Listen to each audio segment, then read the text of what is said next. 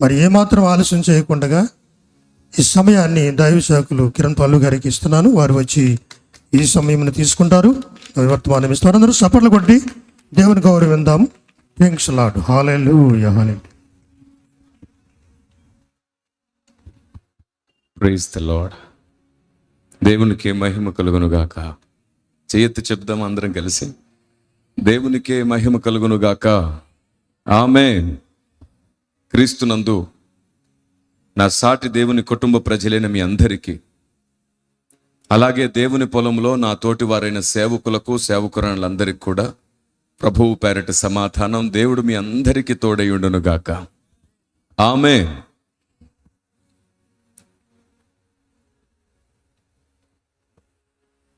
ఇప్పటి వరకు మీరు దేవుణ్ణి స్తుతించి ఆరాధించి ఈ నిమిషం దేవుని ఆలోచన విధానంతో నింపబడ్డానికి సిద్ధంగా ఉన్నారని నేను నమ్ముతున్నాను.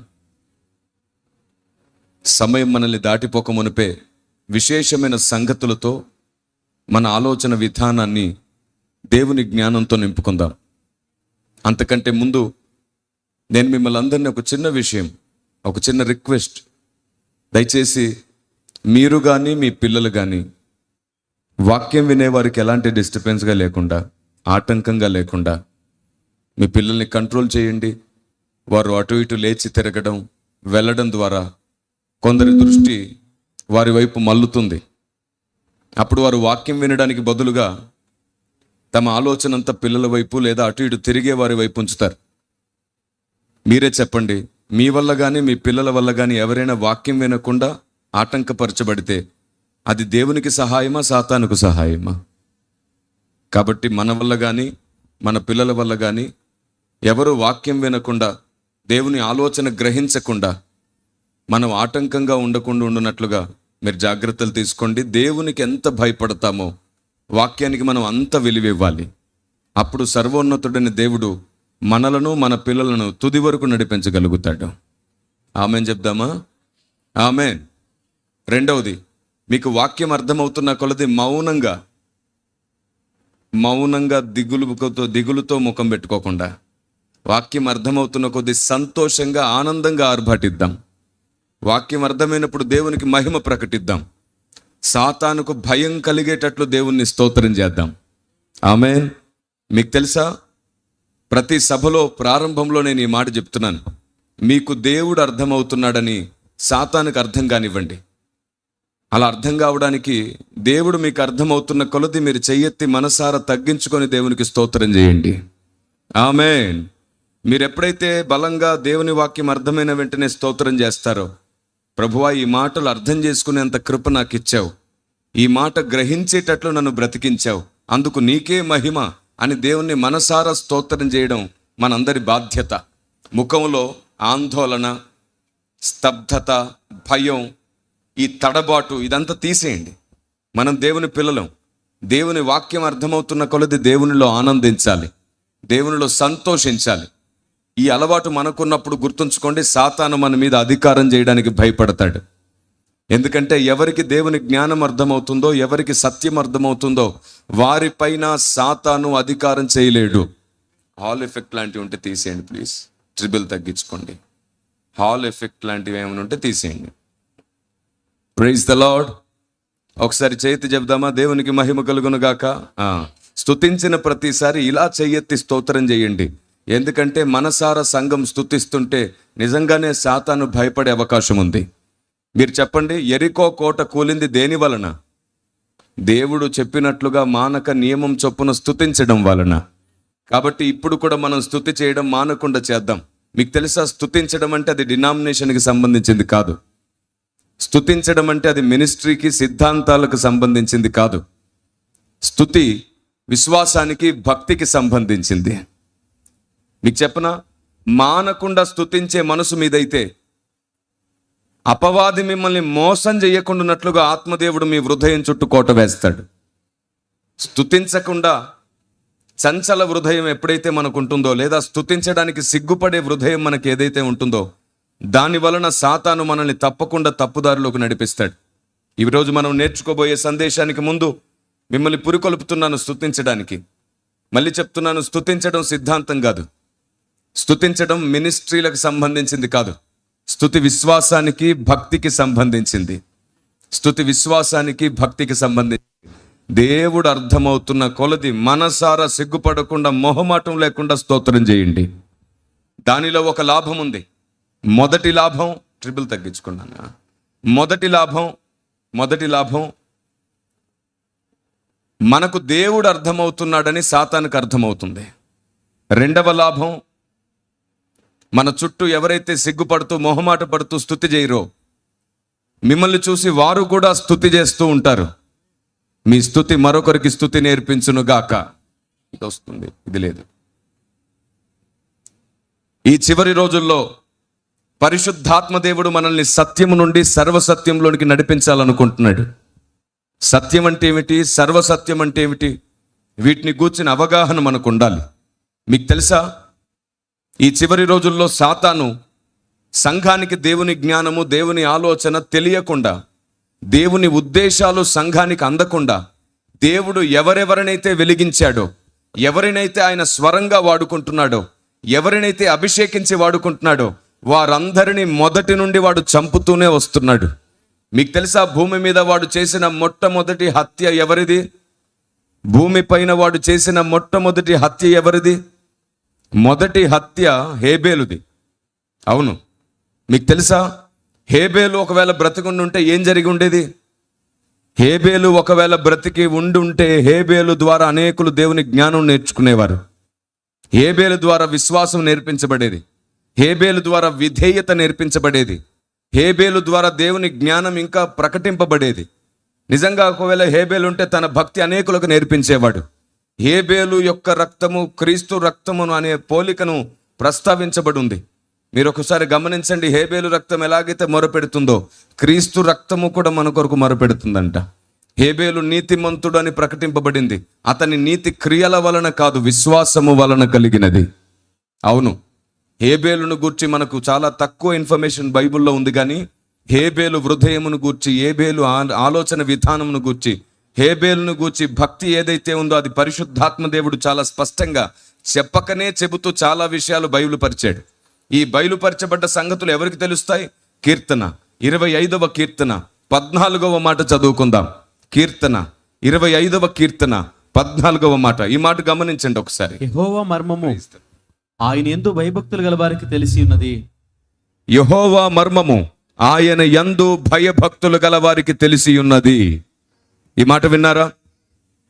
ఆయన మర్మము ఆయన యందు భయభక్తులు గల వారికి తెలుస్తుందంట.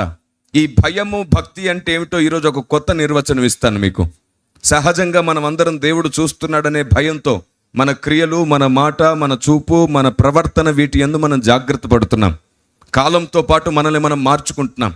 మీకు తెలుసా, మన శరీరం మనల్ని మారనివ్వదు. పాయింట్ నెంబర్ 1 జాగ్రత్తగా వినండి. మన శరీరం మనల్ని మారనివ్వదు. మన స్వభావం మనల్ని దేవునికి అనుకూలంగా ఉండనివ్వదు. మన ఆలోచన విధానం దేవుని చిత్తాన్ని అంగీకరించనివ్వదు. మన పెరిగినటువంటి వాతావరణం మనల్ని దేవునికి ఎప్పుడు దూరంగానే తీసుకుని వెళ్తుంది. గుర్తుంచుకోండి, అపవాది వీటన్నిటిని ఆధారం చేసుకుని వాడికి నచ్చినది ఈ భూమి మీద చేస్తున్నాడు.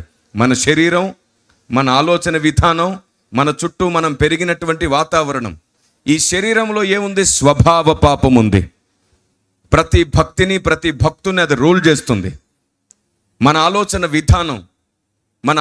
విధానం, మన స్వభావం, ఇవి కలిసి పనిచేసి మనల్ని దేవునికి అనుకూలంగా ఉండనివ్వట్లేదు. రెండోది, మనం పెరిగిన వాతావరణం, ఆచారాలు, సాంప్రదాయాలు, వీటన్నిటిలో పడిపోయి ఉంటాం. మీకు తెలుసా, దేవుని జ్ఞానం అంటే ఏమిటో తెలియక మనం మనకే హాని చేసుకుంటూ ఉంటాం. ఉదాహరణకు చిన్న విషయం చెప్తాను. ఇది దూషించదగ్గ విషయం కాదు, కానీ గద్దించదగ్గ విషయం. నా మాట మీరు విన్నారా? కొన్నిసార్లు సూత్రము చాలా ఖచ్చితంగా లోతుగా ఉంటుంది. పరిశుద్ధాత్మ దేవుని చేయి పట్టుకుంటే వాటన్నిటిని మనం అర్థం చేసుకుంటాం.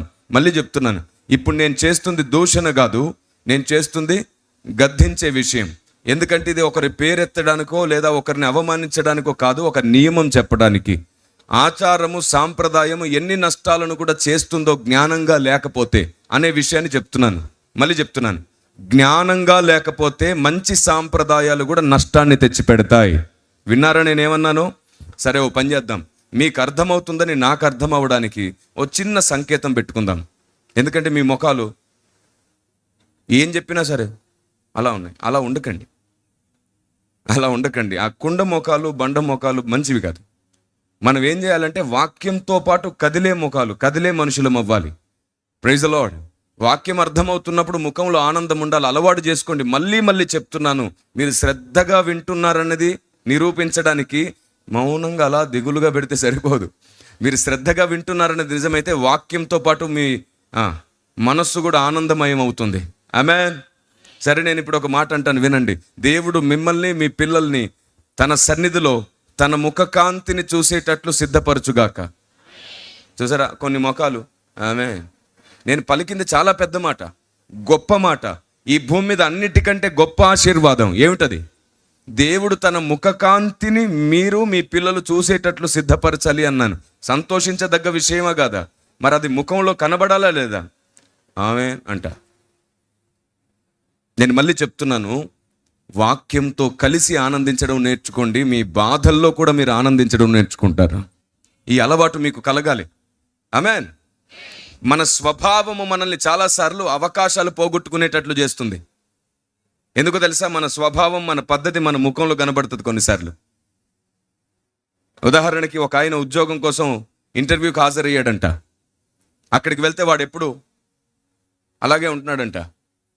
ఇంటర్వ్యూలో వాడికి బుద్ధి ఉంది, తెలివి ఉంది, జ్ఞానం ఉంది, కానీ వాడి ముఖం చూస్తే వాడికి ఏ పని ఇవ్వాలనిపించట్లేదు మేనేజర్కి. ఎన్ని ప్రశ్నలు అడిగినా, ఎన్నిసార్లు చెప్పినప్పుడు రెస్పాండ్ అవుతున్నాడు, మిగతా టైంలో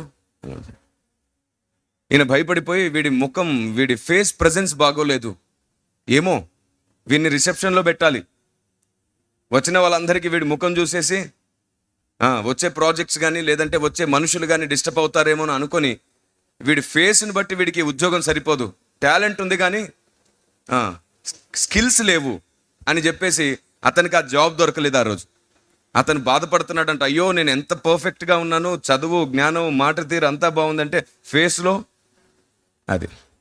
సువార్తకు వెళ్ళినప్పుడు మీరు ఆ ముఖంతో సువార్త చేయండి, యేసు ప్రభు రక్షకుడు, ఆయన నమ్ముకోండి, నెమ్మది కలుగుతుంది, ఆయన యందు సమాధానం ఉన్నదంటే, వద్దురా బాబు నీ ముఖం చూస్తే అర్థమైపోతుంది అంటారు.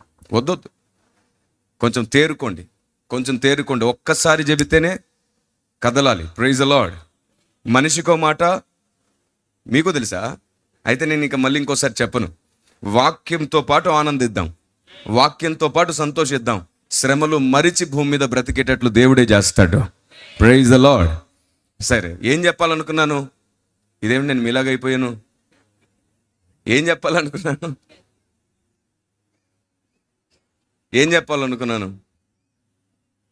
ఏదో చిన్న పాయింట్ మీతో మాట్లాడడం ప్రారంభించానే. నేను విమర్శించదగ్గ విషయం కాదు, గద్దించదగ్గ విషయం ఒకటి చెబుతున్నాను. ఒక మనిషిని గూర్చి కాదు, ఒక సూత్రం చెబుతున్నాను కాబట్టి ఇది చెప్పదగింది అని చెప్తున్నాను. ఉదాహరణకి, ఈ లోక సాంప్రదాయాలు, ఆచారాలలో జ్ఞానం లేకపోతే అది ప్రమాదం అనే మాటతో ఈ సూత్రం పరిచయం చేస్తున్నాను. నా ప్రార్థనా గదిలో ఆత్మదేవుడు ఏది ప్రకటించాలి సమాజానికని నా హృదయంలో పెట్టాడో నేటి వరకు వాటినే ప్రకటిస్తూ వస్తున్నాను. ఏ రోజైతే నన్ను ఆయన విడిచిపెట్టేస్తాడో ఆ రోజు నుంచి నాలో నుండి నూతన జీవం, నూతన స్వరం, నూతన శక్తి, నూతన ప్రభావం ఎప్పటికీ రాదు. అదే సూచన. దేవుడు ఒక వ్యక్తిని విడువనంత వరకు గుర్తుంచుకో, ఏ కారణం అడ్డొచ్చినా నువ్వు కూడా విడిచిపెట్టొద్దు. అప్పుడే మోషేని పట్టుకొని ఉన్న యెహోషువ లాంటి ఉన్నత స్థితికి వస్తారు మీరు ఒకరోజు. ఈ సమాజం నడిపించగల వెలుగుగా, ఉప్పుగా మారుస్తాడు. ఇవన్నీ పరీక్షలు, భయంకరమైన శోధనలు, అగ్ని సమమైనటువంటి దాడులు. వీటన్నిటిని ఎదుర్కోవడానికి ఒకే ఒక్కటి మన ముందు ఉన్నది, బోధ. బోధలో దేవుని స్వరం, బోధలో నుండి వస్తున్న అభిషేకం. దేవునికి స్తోత్రం. ఎవడైనా భక్తుడైతే, ఎవడైనా సరే దేవుని చేత నడిపించబడుతున్నట్లయితే వారి విషయంలో జరుగునది ఏమిటో తెలుసా? నేను మళ్ళీ చెప్తున్నాను. ఎవరైనా భక్తులైతే, ఎవరైనా దేవుని చేత నడిపిస్తున్నది నిజమైతే వారి వలన 3 అద్భుతమైన పనులు జరుగుతాయి. ఒకటి, ప్రార్థనా పరులు తయారవుతారు. రెండవది, బోధకులు తయారవుతారు. మూడవది, బుద్ధిగల సువార్తికులు తయారవుతారు. ఈ భూమిని ప్రభావితం చేయడానికి అభిషక్తులు అవుతారు. ఆమేన్. ఒకవేళ ఈ 3 జరుగుతున్నట్లయితే ఆ వ్యక్తి ఎవరు? దేవుని చేత ఎంపిక చేయబడ్డవాడు, దేవుని చేత నడిపించబడుతున్నవాడు, అనుదినము పరిశుద్ధాత్మ వలన భక్తుడవుతున్నవాడు. అవును, మరి ఇంతటి గొప్ప వ్యక్తి మీద సాతాను కన్ను ఉండదంటారా? సాతాను దాడి ఉండదంటారా?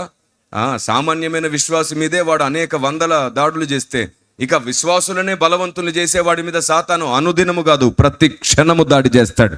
వాటన్నిటినీ ఎదుర్కోవడానికి కొన్నిసార్లు భక్తుడు తన ప్రార్థన అనేకుల కొరకు చేసే పనిలో తన కోసం తాను చేసుకోడు. కానీ సంఘం భక్తుని కోసం చెయ్యెత్తి ప్రార్థిస్తే భక్తుడు ఈ భూలోకాన్ని ప్రభావితం చేయగల శక్తిగా మారిపోతాడు. దేవునికి స్తోత్రం కలుగునుగాక. అందుకే కొలస్సీ 4:4 ప్రకారం ప్రకటించే బోధ కోసం, భక్తుని కోసం సంఘం ప్రార్థించాలి. ఓ దేవుని ప్రజ, భక్తుల హస్తము మిమ్మల్ని దీవిస్తుంది, అనుభవజ్ఞుల అభిషక్తుల హస్తం మిమ్మల్ని దీవిస్తుంది, సేవకుల బోధకుల సువార్థికుల హస్తం మిమ్మల్ని దీవిస్తుంది. కానీ మీ అందరి ప్రార్థన భక్తులను బలవంతుల్ని చేస్తుంది, సమర్థులుగా మారుస్తుంది. సంఘము సేవకుల కోసం ప్రార్థించడం మానకండి. నేనంటాను, దేవుడు ఎన్నుకున్న వారి కోసం ప్రార్థించుట మనల్ని మనమే దీవెనగా ఆశీర్వాదంగా మార్చుకొనుట. Praise the lord. సాతాను తంత్రములను కుట్రను భగ్నం చేయగలిగేది ఏదైనా ఉందంటే అది సంఘ ప్రార్థన. ఆ రోజు చెరసాలలో అపోస్తులు బంధించబడితే సంఘమంతా ఆసక్తితో ప్రార్థించారు. సంఘ ప్రార్థనే బలవంతులైన భక్తుల్ని విడిపించింది. వారు ప్రార్థిస్తే ఎందుకు అది జరగలేదు? దేవుడు అది చెప్పాలనుకుంటున్నాడు. మీరు ప్రార్థిస్తే కూడా భక్తులకు బలం అవసరమవుతుంది. మీరు ప్రార్థిస్తే భక్తులు గెలుస్తారు. కాబట్టి గుర్తుంచుకోండి, సంఘమంతా ఒకటి మర్చిపోవద్దు. కేవలం ఆరోగ్యం కోసం, ప్రయాణాల కోసం కాపాడు ప్రభువా మాత్రమే కాదు, సాతాను శోధన నుండి భక్తుల్ని కాపాడు ప్రభువా, సాతాను కుట్ర నుండి కాపాడు ప్రభువా, నమ్మక ద్రోహుల నుండి కాపాడు ప్రభువా అని అడగాలి. Praise the lord. పౌలు భక్తుడు ఈ భూమి మీద బ్రతుకున్నన్ని రోజులు ఎంతో ప్రేమను, జ్ఞానాన్ని, వివేకమును పంచిపెట్టాడు. కానీ భక్తుని ప్రేమకు ప్రతిగా అనేకులు అతనికి విరోధులై, శత్రువులై, పగవారై ఉన్నారంట. అందుకే భక్తుడు అంటాడు, దావీదు భక్తుని ప్రార్థనా గదిని మనం చూస్తున్నప్పుడు, వారి మాటలు గమనిస్తున్నప్పుడు, వారు నా ప్రతి మాటను అపార్థము చేయుచున్నారు అని వేదన పడుతున్న సందర్భాన్ని చూస్తాం. పౌలు భక్తుడైతే మరివింత, నాలో మానని గాయం ఉన్నదంటాడు, అనుదినము నేను దుఃఖిస్తున్నానంటాడు, వధింపబడుతున్నానంటాడు. ఓ విచిత్రమైన మాట అనేశాడు పౌలు భక్తుడు. మేము సత్యవంతులమైనను మోసగాన్ల వలె కనబడుతున్నామని అన్నాడు. అదేమిటో, ఆ మాటకు అర్థం ఏమిటో, భక్తుని అనుభవం ఏమిటో, అసలు గాఢాంధకారపు ప్రయాణం ఏమిటో, వీటన్నిటినీ ఎరుగకుండానే ఈరోజు అనేకులం భక్తిని గూర్చి, భక్తులను గూర్చి మాట్లాడుకుంటున్నాం. రేపు న్యాయపీఠం ఒకటి ఉందని, అక్కడ దేవుడు తప్పకుండా ప్రతిదాన్ని అడుగుతాడని మర్చిపోయినట్లున్నాం మనం. కాలం సమీపిస్తుంది, ప్రపంచానికి అవసరమైన ఆలోచన సిద్ధమవుతుంది. దేవుని స్వరం దేశం నుండి అనేక ప్రపంచ దేశాలన్నిటికీ వినబడాల్సిన సమయం ఆసన్నమయ్యింది. దేవునికి స్తోత్రం కలుగునుగాక. పావుర స్వరం వినబడుతుంది, పిట్టల కోలాహలం. దేవుని ప్రజ, ఈ ముగింపు దినాలలో ఒకటే గుర్తుంచుకోండి, సాతాను 24/7 పనిచేస్తున్నాడు. వాడికి సమయం కొంచెమేనని ఎవరిని మింగుదునా అని బయలుదేరాడు. ఎవరిని మింగుదునా అని బయలుదేరాడు. వాడు ఎన్ని ప్రయత్నాలు చేసినా, ఏ విధం చేత నేను మనం పట్టుబడకపోతే, వాడి దగ్గర ఎన్ని ఆయుధాలు ఉన్నాయో అన్ని ప్రయోగించేస్తాడు. నేనంటాను, గాయపడి కూడా ఓర్చుకునేవాడే ఈ చివరి దినాలలో దేవుని మండుతున్న దీపాలు అవుతారు. గాయపడి ఓర్చుకోండి, ఆయనే దిగి వచ్చి నిరూపించేస్తాడు. ఒక అద్భుతం ఏమిటో తెలుసా? ఆయనే సింహాసనం మీద నుంచి నీ కొరకు లేచి రావాలంటే ఆ మాత్రపు శోధన సహించగల భక్తి నీకు అవసరమే. అవును, అగ్ని సమమైన శోధన ఒకటి ముందుకొస్తేనే నువ్వు బంగారమో కాదు తేలిపోతుంది, బంగారమో కాదు తేలిపోతుంది. నేను చాలా గాయపడిన రోజున, చాలా వేదన పడిన రోజున ఒక పాట రాసుకున్నాను. నా పక్షమై సాక్ష్యం అనే అంశంతో, నిందలలో నిస్పృహలలో నా పక్షమై సాక్ష్యము నీవే గదా అని. ఈ సభ ముగిసిన తర్వాత కుదిరితే ఆ పాట మీకు వినిపిస్తారు, తప్పకుండా వినే ప్రయత్నం చేయండి. లేదా యూట్యూబ్లో కిరణ్ పాల్ సాంగ్ అని మీరు సెర్చ్ చేస్తే ఆ పాట మీరు వినొచ్చు. ఈ చివరి రోజుల్లో చాలా ముఖ్యమైనది ఏమిటంటే, మన భక్తిని కాపాడుకోవడమే కాదు, మన ఆలోచన విధానాన్ని కాపాడుకుంటే గొప్ప బహుమానం పరలోకంలో దొరుకుతుంది. ఆమెన్. రైట్. ఏంటో సూత్రం చెప్తానన్నాను కదా, అది చెప్తాను, వినండి జాగ్రత్తగా. మళ్ళీ చెప్తున్నాను, ఈ లోక సాంప్రదాయాలలో జ్ఞానం లేకపోతే అది ప్రమాదమే. ఉదాహరణకి, ఒక కోడలు, ఒక అత్త, ఒక తల్లి, ముగ్గురు మధ్యలో జరిగిన ఓ సందర్భం. కోడలు గర్భవతి అయ్యింది. అత్తగారు అమ్మగారింటికి పంపిస్తుంటారుగా, 6 నెలలకో 7 నెలలకో ఏం చేస్తారు? అమ్మగారింటికి పంపిస్తారు. ఎందుకంటే ఆ టైంలో ఆవిడికి రెస్ట్ అవసరం. అత్తగారింట్లో ఉన్నప్పుడు మొహమాటంగానైనా లేచి బాధ్యతగా పనిచేస్తారు. అవునా కాదా? సరే ఓ పని చేద్దాం, ఇదిగోండి. హలో, మీకు వాక్యం అర్థమవుతుంది అనుకోండి, ఓ పని చేయండి, కనీసం ఇలా కనండి.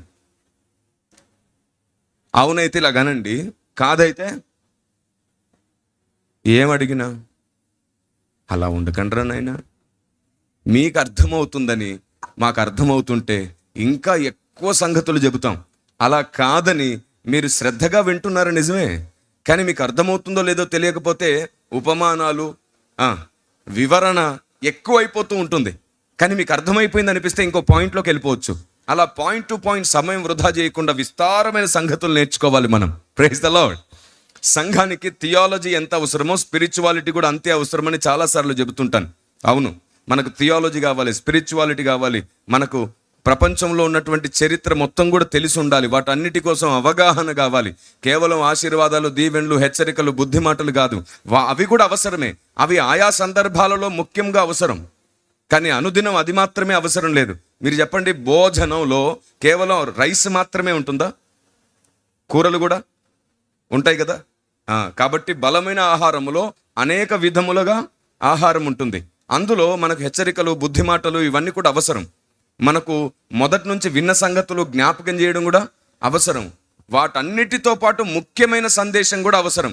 మూలోపదేశం అవసరమే, ముఖ్యోపదేశం అవసరమే. ఈ రెండింటిని సమానంగా హ్యాండిల్ చేయడానికి మేమేం చేస్తుంటామంటే ఆదివారం ఖచ్చితంగా 2 సందేశాలు సంఘంలో పెడతాం. మొదటి సందేశం హెచ్చరికా సందేశం, సిద్ధపాటు సందేశంగా ఉంటుంది. అంటే ఆదికాండం నుండి ప్రకటన గ్రంథం వరకున్న భక్తుల జీవితాలలో నుండి నియమములు, వారి జీవిత ఆత్మీయ అనుభవాలు, వాటి వలన మన జీవితాల్లో కావలసినటువంటి మార్గనిర్దేశకాలు, హెచ్చరికలు, మన జీవితాన్ని, మన కుటుంబ జీవితాన్ని జాగ్రత్తగా చేసుకోవలసిన సందేశం, మొదటి సందేశం వస్తుంది. అప్పుడే రక్షణలోనికి వచ్చిన వ్యక్తికి ఉపయోగపడుతుంది, ఆల్రెడీ రక్షించబడ్డ వ్యక్తికి కూడా ఉపయోగపడుతుంది. అది మూలోపదేశం. మొదటి సందేశం మూలోపదేశం.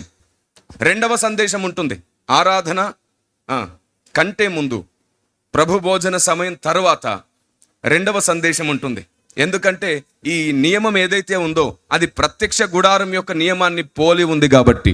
Praise the lord. హలో, ప్రత్యక్ష గుడారమును పోలిన ఆరాధనా నియమం బైబిల్ గ్రంథంలో ఉంది. మీకు తెలుసా, ప్రారంభంలో మనం ఎంటర్ అవ్వగానే బలిపీఠం కనబడుతుంది. అలాగే మందిరంలోనికి రాగానే మనల్ని మనం దేవునికి పూర్తిగా సమర్పిస్తూ స్తుతి చేయాలి. ఆ తర్వాత బలిపీఠం దాటగానే ఏముంది? గంగాలం ఉంది. ఆ గంగాలమే మూలోపదేశం, హెచ్చరిక, అలాగే బుద్ధివాక్యం. గంగాలంలో మనల్ని మనం కడుక్కోవాలి. అందుకే అక్కడ రాయబడింది వాక్యము వలన ఉదక స్నానం. ఏమిటంట అది? వాక్యము వలన ఉదక స్నానం. అది గంగాలపు అనుభవం. మరలా లోపటికి ఎంటర్ అవ్వగానే రైట్ సైడ్ కనబడేది సముఖపు రొట్టెల బల్ల. సో ప్రభు శరీరము, రక్తము తిని త్రాగే అనుభవం. ఎడమ వైపు చూస్తే దీపస్తంభము. Praise the lord. ఈ దీపస్తంభపు అనుభవమే రెండవ సందేశం.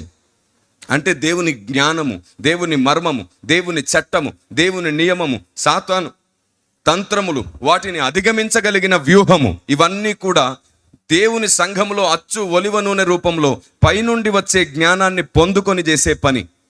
ఎందుకంటే అక్కడ రాయబడింది ఒలివ నూనె. అయితే ఈనాటి దినాల్లో ఉన్నటువంటి సందర్భాల్లో మనకి ఎక్కడ కూడా యాజకులు నూనె పోయట్లేదు. యాజకులు పైనుండి వచ్చే జ్ఞానం పోసే పని పెట్టుకున్నారు. అందుకే జకరియా గ్రంథం 4వ అధ్యాయం 12వ వచనంలో సువర్ణ తైలం అనే పదం రాయబడింది. సువర్ణ తైలం, ఒలివ చెట్టు నుండి ఒక సువర్ణ తైలం వస్తుందంట. అది బంగారపు కొమ్ములో నుండి వస్తుందంట. కాబట్టి దేవుని ప్రజ, ఈ చివరి దినాల్లో సంఘానికి సువర్ణ తైలం కావాలి. కాబట్టి రెండవ సందేశం అది అయిన వెంటనే కనబడేది ఏమిటి? ధూపవేదిక, అనగా మహాస్తుతి ఆరాధన. వాక్యము తెలుసుకున్న తర్వాత మనసుతో ఆరాధన, సత్యముతో ఆరాధన జరుగుతుంది. సో ఆరాధన అనేది మధ్యలో ఉండకూడదు, ఆరాధన చివర్లో ఉండాలి. ప్రారంభంలో స్తుతి ఉంటుంది, స్తుతితో ఒప్పుకోలు ఉంటుంది, సిద్ధపాటు ఉంటుంది. ఆ తర్వాత కానుకల సమర్పణ ఉంటుంది, ప్రభు భోజన కార్యక్రమం ఉంటుంది. చివరిలోకి వస్తే విన్న వాక్యమును బట్టి ఆత్మతో సత్యముతో మహాస్తుతి ఆరాధన ఉంటుంది. సో ఇది ప్రత్యక్ష గుడారం యొక్క ఆరాధనా క్రమం. అందుకని 2 సందేశాలు ముఖ్యం. నేను హెచ్చరికలు, బుద్ధి మాటలు ముఖ్యం కాదు అనను. ఆదికాండం నుంచి ప్రకటన గ్రంథం వరకు భక్తుల జీవితాలు జ్ఞాపకం చేయడం ముఖ్యం కాదు అనను. కానీ అది మాత్రమే ముఖ్యమైపోతే అసలైన దానికి మనం దూరం అయిపోతాం. అందుకు తప్పకుండా హెచ్చరిక అవసరం. దాన్ని ఉద్దేశించే ఈ నియమం, ఈ సూత్రం మీకు చెప్తున్నాను, జాగ్రత్తగా వినండి. ఒక అత్త, ఒక కోడలు, ఒక తల్లి మధ్యలో జరిగిన ఒక సన్నివేశం మీకు పరిచయం చేస్తున్నాను. కోడలు గర్భవతి, 6 నెలల్లో 7 నెలల్లో. తప్పకుండా ఆవిడ కొంచెం విశ్రాంతి అయినా తీసుకోవాలంటే ఎక్కడికి పంపించాలి? అమ్మగారింటికి పంపించాలి. ఎందుకంటే అమ్మగారి ఇల్లు ప్రతి ఒక్కరికి సొంత రాజ్యం, అది కాదా? హలో, మీ అమ్మగారి ఇల్లు మీకేమిటది? మీ సొంత రాజ్యం అది. అక్కడ అన్నున్నా తమ్ముడున్నా ఎవరున్నా సరే మీ భటులు, ఇంకా వాళ్ళు మీకు సహకారులు, స్నేహితులు, మీకు చేసి పెట్టగలుగుతారు. అక్కడికి వెళ్తే మీరు కాలు మీద కాలేసుకుని ఉండొచ్చు. మీరు ఎప్పుడు లేచినా అడగరు, ఏం చేసినా అడగరు. పైగా మీరు కమాండ్ చేయొచ్చు, అమ్మా నాకు అది చేసి పెట్టు, నాకు ఇది చేసి పెట్టు అని. ప్రతిదీ మీరు చేయొచ్చు, అది మీ సొంత రాజ్యం. అలాంటి సుఖపడే రాజ్యాన్ని విడిచిపెట్టుకొని పెళ్లి పేరట ఓ ఇంటికి వచ్చేసి ఆ ఇంట్లో విరిగి నలిగి మీ ఇష్టాలను చంపుకొని బాధ్యతలు వహించే మీ ప్రేమ చాలా గొప్పది. Praise the lord. మీ సహనం చాలా గొప్పది. మీ మొఖాలు మీకోసం చెప్పినా ఇది నేను చెప్పేది అదే. వాక్యం అర్థమవుతున్నా కొలది ముఖంలో ఏం కలుగుతుంది? కొన్ని ముఖాలు దీపాల వలె వెలుగుతున్నాయి, నక్షత్రాల వలె వెలుగుతున్నాయి. నేను అదే చెప్తున్నాను. మీ ముఖ కవలికలు చాలా ఇంపార్టెంట్. మీ తోటి వారు మిమ్మల్ని బలపరిచేటప్పుడు, వారిని మీరు బలపరిచేటప్పుడు కూడా మీ ముఖంలో చాలా ముఖ్యమైనది సంతోషం, చిరునవ్వు. Praise the lord. ఆమేన్. ఆందోళన పరుచు ముఖాలు ఎప్పటికైనా డేంజరే. అందుకే నేను పదే పదే మిమ్మల్ని మీ ముఖంలో సంతోషాన్ని చూడాలనుకుంటున్నాను. మీకు తెలుసా, బోధించడం అంటే బైబిల్లో ఉన్నది చెప్పేసి వెళ్ళిపోవడం మాత్రమే కాదు. బోధించినదేదో అది మీ మనసుల్లో ముద్ర వేయబడాలి. దాంతోపాటు అనుకూలంగా మీరు మార్చబడాలి. దాంతోపాటు ఈ భూమి మీద మీరు మరలా పని చేయడం ప్రారంభించాలి. మీరు నడిచే గ్రంథాలు అవ్వాలి, సజీవమైన పత్రికలు అవ్వాలి. దేవునికి స్తోత్రం కలుగునుగాక. చెప్పి మీకు అర్థమైందో లేదో తెలుసుకోకుండా 4 మాటలు చెప్పేసి వెళ్ళే రకం కాదు. నలుగురికి అర్థమైందో లేదో కన్ఫర్మ్ చేసుకునే వరకు చెప్తాను నేను. ఎందుకంటే నా ప్రార్థనా గదిలో దేవుడు నన్ను లెక్కడిగిన రోజున నేను బాధ్యత వహించాను, నిర్లక్ష్యంగా పనిచేయలేదు. వారికి అర్థమైందో లేదో కూడా నేను చూసుకుంటూ వెళ్ళాను ప్రభువా అని నేను ధైర్యంగా చెప్పుకొని ఆయన పాదాలు ముద్దాడుకోగలుగుతాను. Praise the lord. మీకు తెలుసా, నిర్లక్ష్యంగా పనిచేసే వాళ్ళని పాదాలు కూడా ముద్దాడనివ్వడు ఆయన. రాసి పెట్టుకోండి, మీ గుండెల్లో రాసుకుంటారు, డైరీలో రాసుకుంటారు, రాసుకోండి. నిర్లక్ష్యంగా పనిచేసే వారిని పాదాలు కూడా ముట్టనివ్వడు, ముద్దాడనివ్వడు ఆయన. నిర్లక్ష్యంగా పనిచేస్తే శాపగ్రస్తులం అవుతామంట. సేవలో పొరపాటున, భక్తిలో పొరపాటున నిర్లక్ష్యం వద్దు. వ్యక్తిగతంగా గాయపడినా సరే ఆత్మీయంగా నిలబడి చూపిద్దాం. మన గాయానికి తగిన ఫలం ఆయన ఇస్తాడు. యోసేపు జీవితం అదే కదా, దానియేలు జీవితం అదే కదా, భక్తుల జీవితం అదే కదా. తమ వ్యక్తిగత జీవితాల్లో గాయపడుతూ కూడా దేవుని చిత్తం మాత్రం ఆగనివ్వలేదు, దేవుని పని మాత్రం ఆగనివ్వలేదు. ఇదే పరిశుద్ధాత్మ దేవునికి అవసరమైనది. సరే, ప్రైజ్ ద లార్డ్. కాబట్టి మీ కుటుంబం, మీ తల్లిగారి ఇల్లు మీ సొంత రాజ్యం. ఖచ్చితంగా గర్భిణీ స్త్రీని తల్లిగారింటికి పంపించాలి. ఏ ఉద్దేశంతో పంపించాలో తెలుసా? మనం ఏ ఉద్దేశంతో పంపిస్తామో తెలుసా? మొదటి కానుపు మీరు చేయండి, రెండో కానుపు మేం చేస్తాం. సిగ్గులేని పెద్దరికం అంటాను నేను దీన్ని. సిగ్గులేని మానవత్వం అంటాను దీన్ని నేను. బుద్ధి లేదేమో అంటాను నేను. ఎవరిని అంటాను నేను? మిమ్మల్ని ఎవరిని అనను. ఈ విధానాన్ని అంటాను నేను. ఈ పద్ధతి మంచిది కాదంటాను. ఎందుకంటే పెళ్లి పేరట ఒక మనిషిని మీ సొంతం చేసేసిన తర్వాత ఆ మనిషి మీ ఇంటి మనిషి మిమ్మల్ని చూసుకుని మీ ఇంట్లోనే కష్టపడుతూ, కష్టమైన సుఖమైన మీ పక్షాన్ని నిలబడుతూ ఉన్నప్పుడు ఆ మనిషి కోసం ప్రతి రూపాయి మీదే అవ్వాలి. ఆ మనిషికి ప్రతిదీ మీరే చేసి పెట్టాలి. Praise the lord. అమ్మగారింటికి పంపించేది కేవలం ఆమె కోసం, ఆమె క్షేమం కోసం, ఆమె కంఫర్ట్ కోసమే. కానీ ఆమె ప్రతి రూపాయి ఖర్చు మనదవ్వాలి. వాళ్ళే నిజమైన మనుషులు. మనం అలా కాదు, కులం లేకుండా కట్నం లేకుండా పెళ్ళిళ్ళే చేసుకోం. అవును, ఒకప్పుడు నువ్వు కూడా అత్తలకు అడుగుతున్నాను, మీరు ఒకప్పుడు అమ్మాయిలుగా ఉన్నప్పుడు, పెళ్ళిళ్ళు కానప్పుడు ఎంత కష్టపడి మీ తల్లిదండ్రులు కట్నాలు ఇచ్చారు, ఎంత ఇబ్బంది పడి మిమ్మల్ని జాగ్రత్తగా చూసుకున్నారు. ఈరోజు మీరు తల్లిదండ్రులు అయినప్పుడు ఇంకొకరిని ఇబ్బంది పెట్టకుండా చూసుకోవచ్చు కదా. మీ అత్తలు మిమ్మల్ని రాచి రంపాన పెట్టుంటారే, మరి మీకో గాయం అనుభవం అయినప్పుడైనా బుద్ధి ఎందుకు రాలేదు? మీ కోడళ్లను కూతుర్లుగా చూస్తే వారు మిమ్మల్ని తల్లులాగా చూస్తారు కదా. ఎవరెవరో చెప్తారనమాట, నెత్తికి ఎక్కించుకోకు అని. నెత్తికి ఎక్కించుకోవడం కాదు, నేను చెప్తున్నా, గుండెల్లో పెట్టుకో నీ కోడల్ని. అప్పుడు ఆవిడ కూడా గుండెల్లో పెట్టుకుంటుంది. ఈ కోడళ్ళకు కూడా నేర్పించి పంపిస్తుంటారు, ఏది చెప్పినా జాగ్రత్త, ప్రతిదీ చెప్పిన మాటల్లో వింటూ పోకు, నిన్ను తల కింద పెడతారు. చాలా తప్పుడు మనుషులు, అలాంటివి వినొద్దు. మీ అత్తగారిని మీరు కూడా గుండెల్లో పెట్టుకోండి. మీ తల్లి కూడా అప్పుడప్పుడు మిమ్మల్ని తిడుతుంది కదా, అలాగే కోపంలో ఒక మాట అంటే మా అమ్మే అనింది అనుకోండి. ఇలాంటి ప్రేమ మీ మధ్యలో ఉన్నప్పుడు సాతాను మీ మధ్యలో పని చేయలేడు. Praise the lord. నియమం ప్రకారంగా ఒక్కసారి పెళ్లి పేరట అమ్మాయి మన ఇంటికి వచ్చింది అంటే ఆ అమ్మాయి విషయంలో ప్రతి రూపాయి మనదే అవ్వాలి. చివరికి అమ్మగారింటికి పంపించినప్పుడు కూడా డెలివరీ ఖర్చు మనదవ్వాలి. ఎందుకంటే ఆ మనిషి ఎవరు? మన మనిషి. పెళ్లి పేరట మనకిచ్చేశారు. మీరే చెప్పండి, ఒక మనిషినే మనకిచ్చినప్పుడు కట్నం కూడా ఇవ్వాలా మనిషితో పాటు? ఆ మనిషినే నీకు ఇస్తున్నారు కదా, ఏమిచ్చి వెలకట్టగలవు ఆ మనిషికి నువ్వు? ఆ మనిషి చూపించే ప్రేమకు, ఆప్యాయతకు నీ ఇంట్లో కావలసిన వారసత్వాన్ని ఇస్తుంది, నీ ఇంటికి కావలసిన సేవ చేసి పెడుతుంది, నీకు కావలసిన అన్ని చేసి పెడుతుంది. నువ్వు చచ్చినాక ఇంటికి యజమాని అయి నిలబడుతుంది. అవునా కాదా? ఇప్పుడు చెప్పండి, ఏమిచ్చి రుణం తీర్చగలరు మీరు? కాబట్టి చివరి దినాలలో మన ఆలోచన విధానాన్ని మనం మార్చుకుందాం. కులము కట్నం లేకుండా వివాహం చేసుకుందాం. తెలియనప్పుడు మనలో తప్పులు జరుగుతాయి, కానీ తెలిసినాకైనా సరే స్పృహలోకి వద్దాం.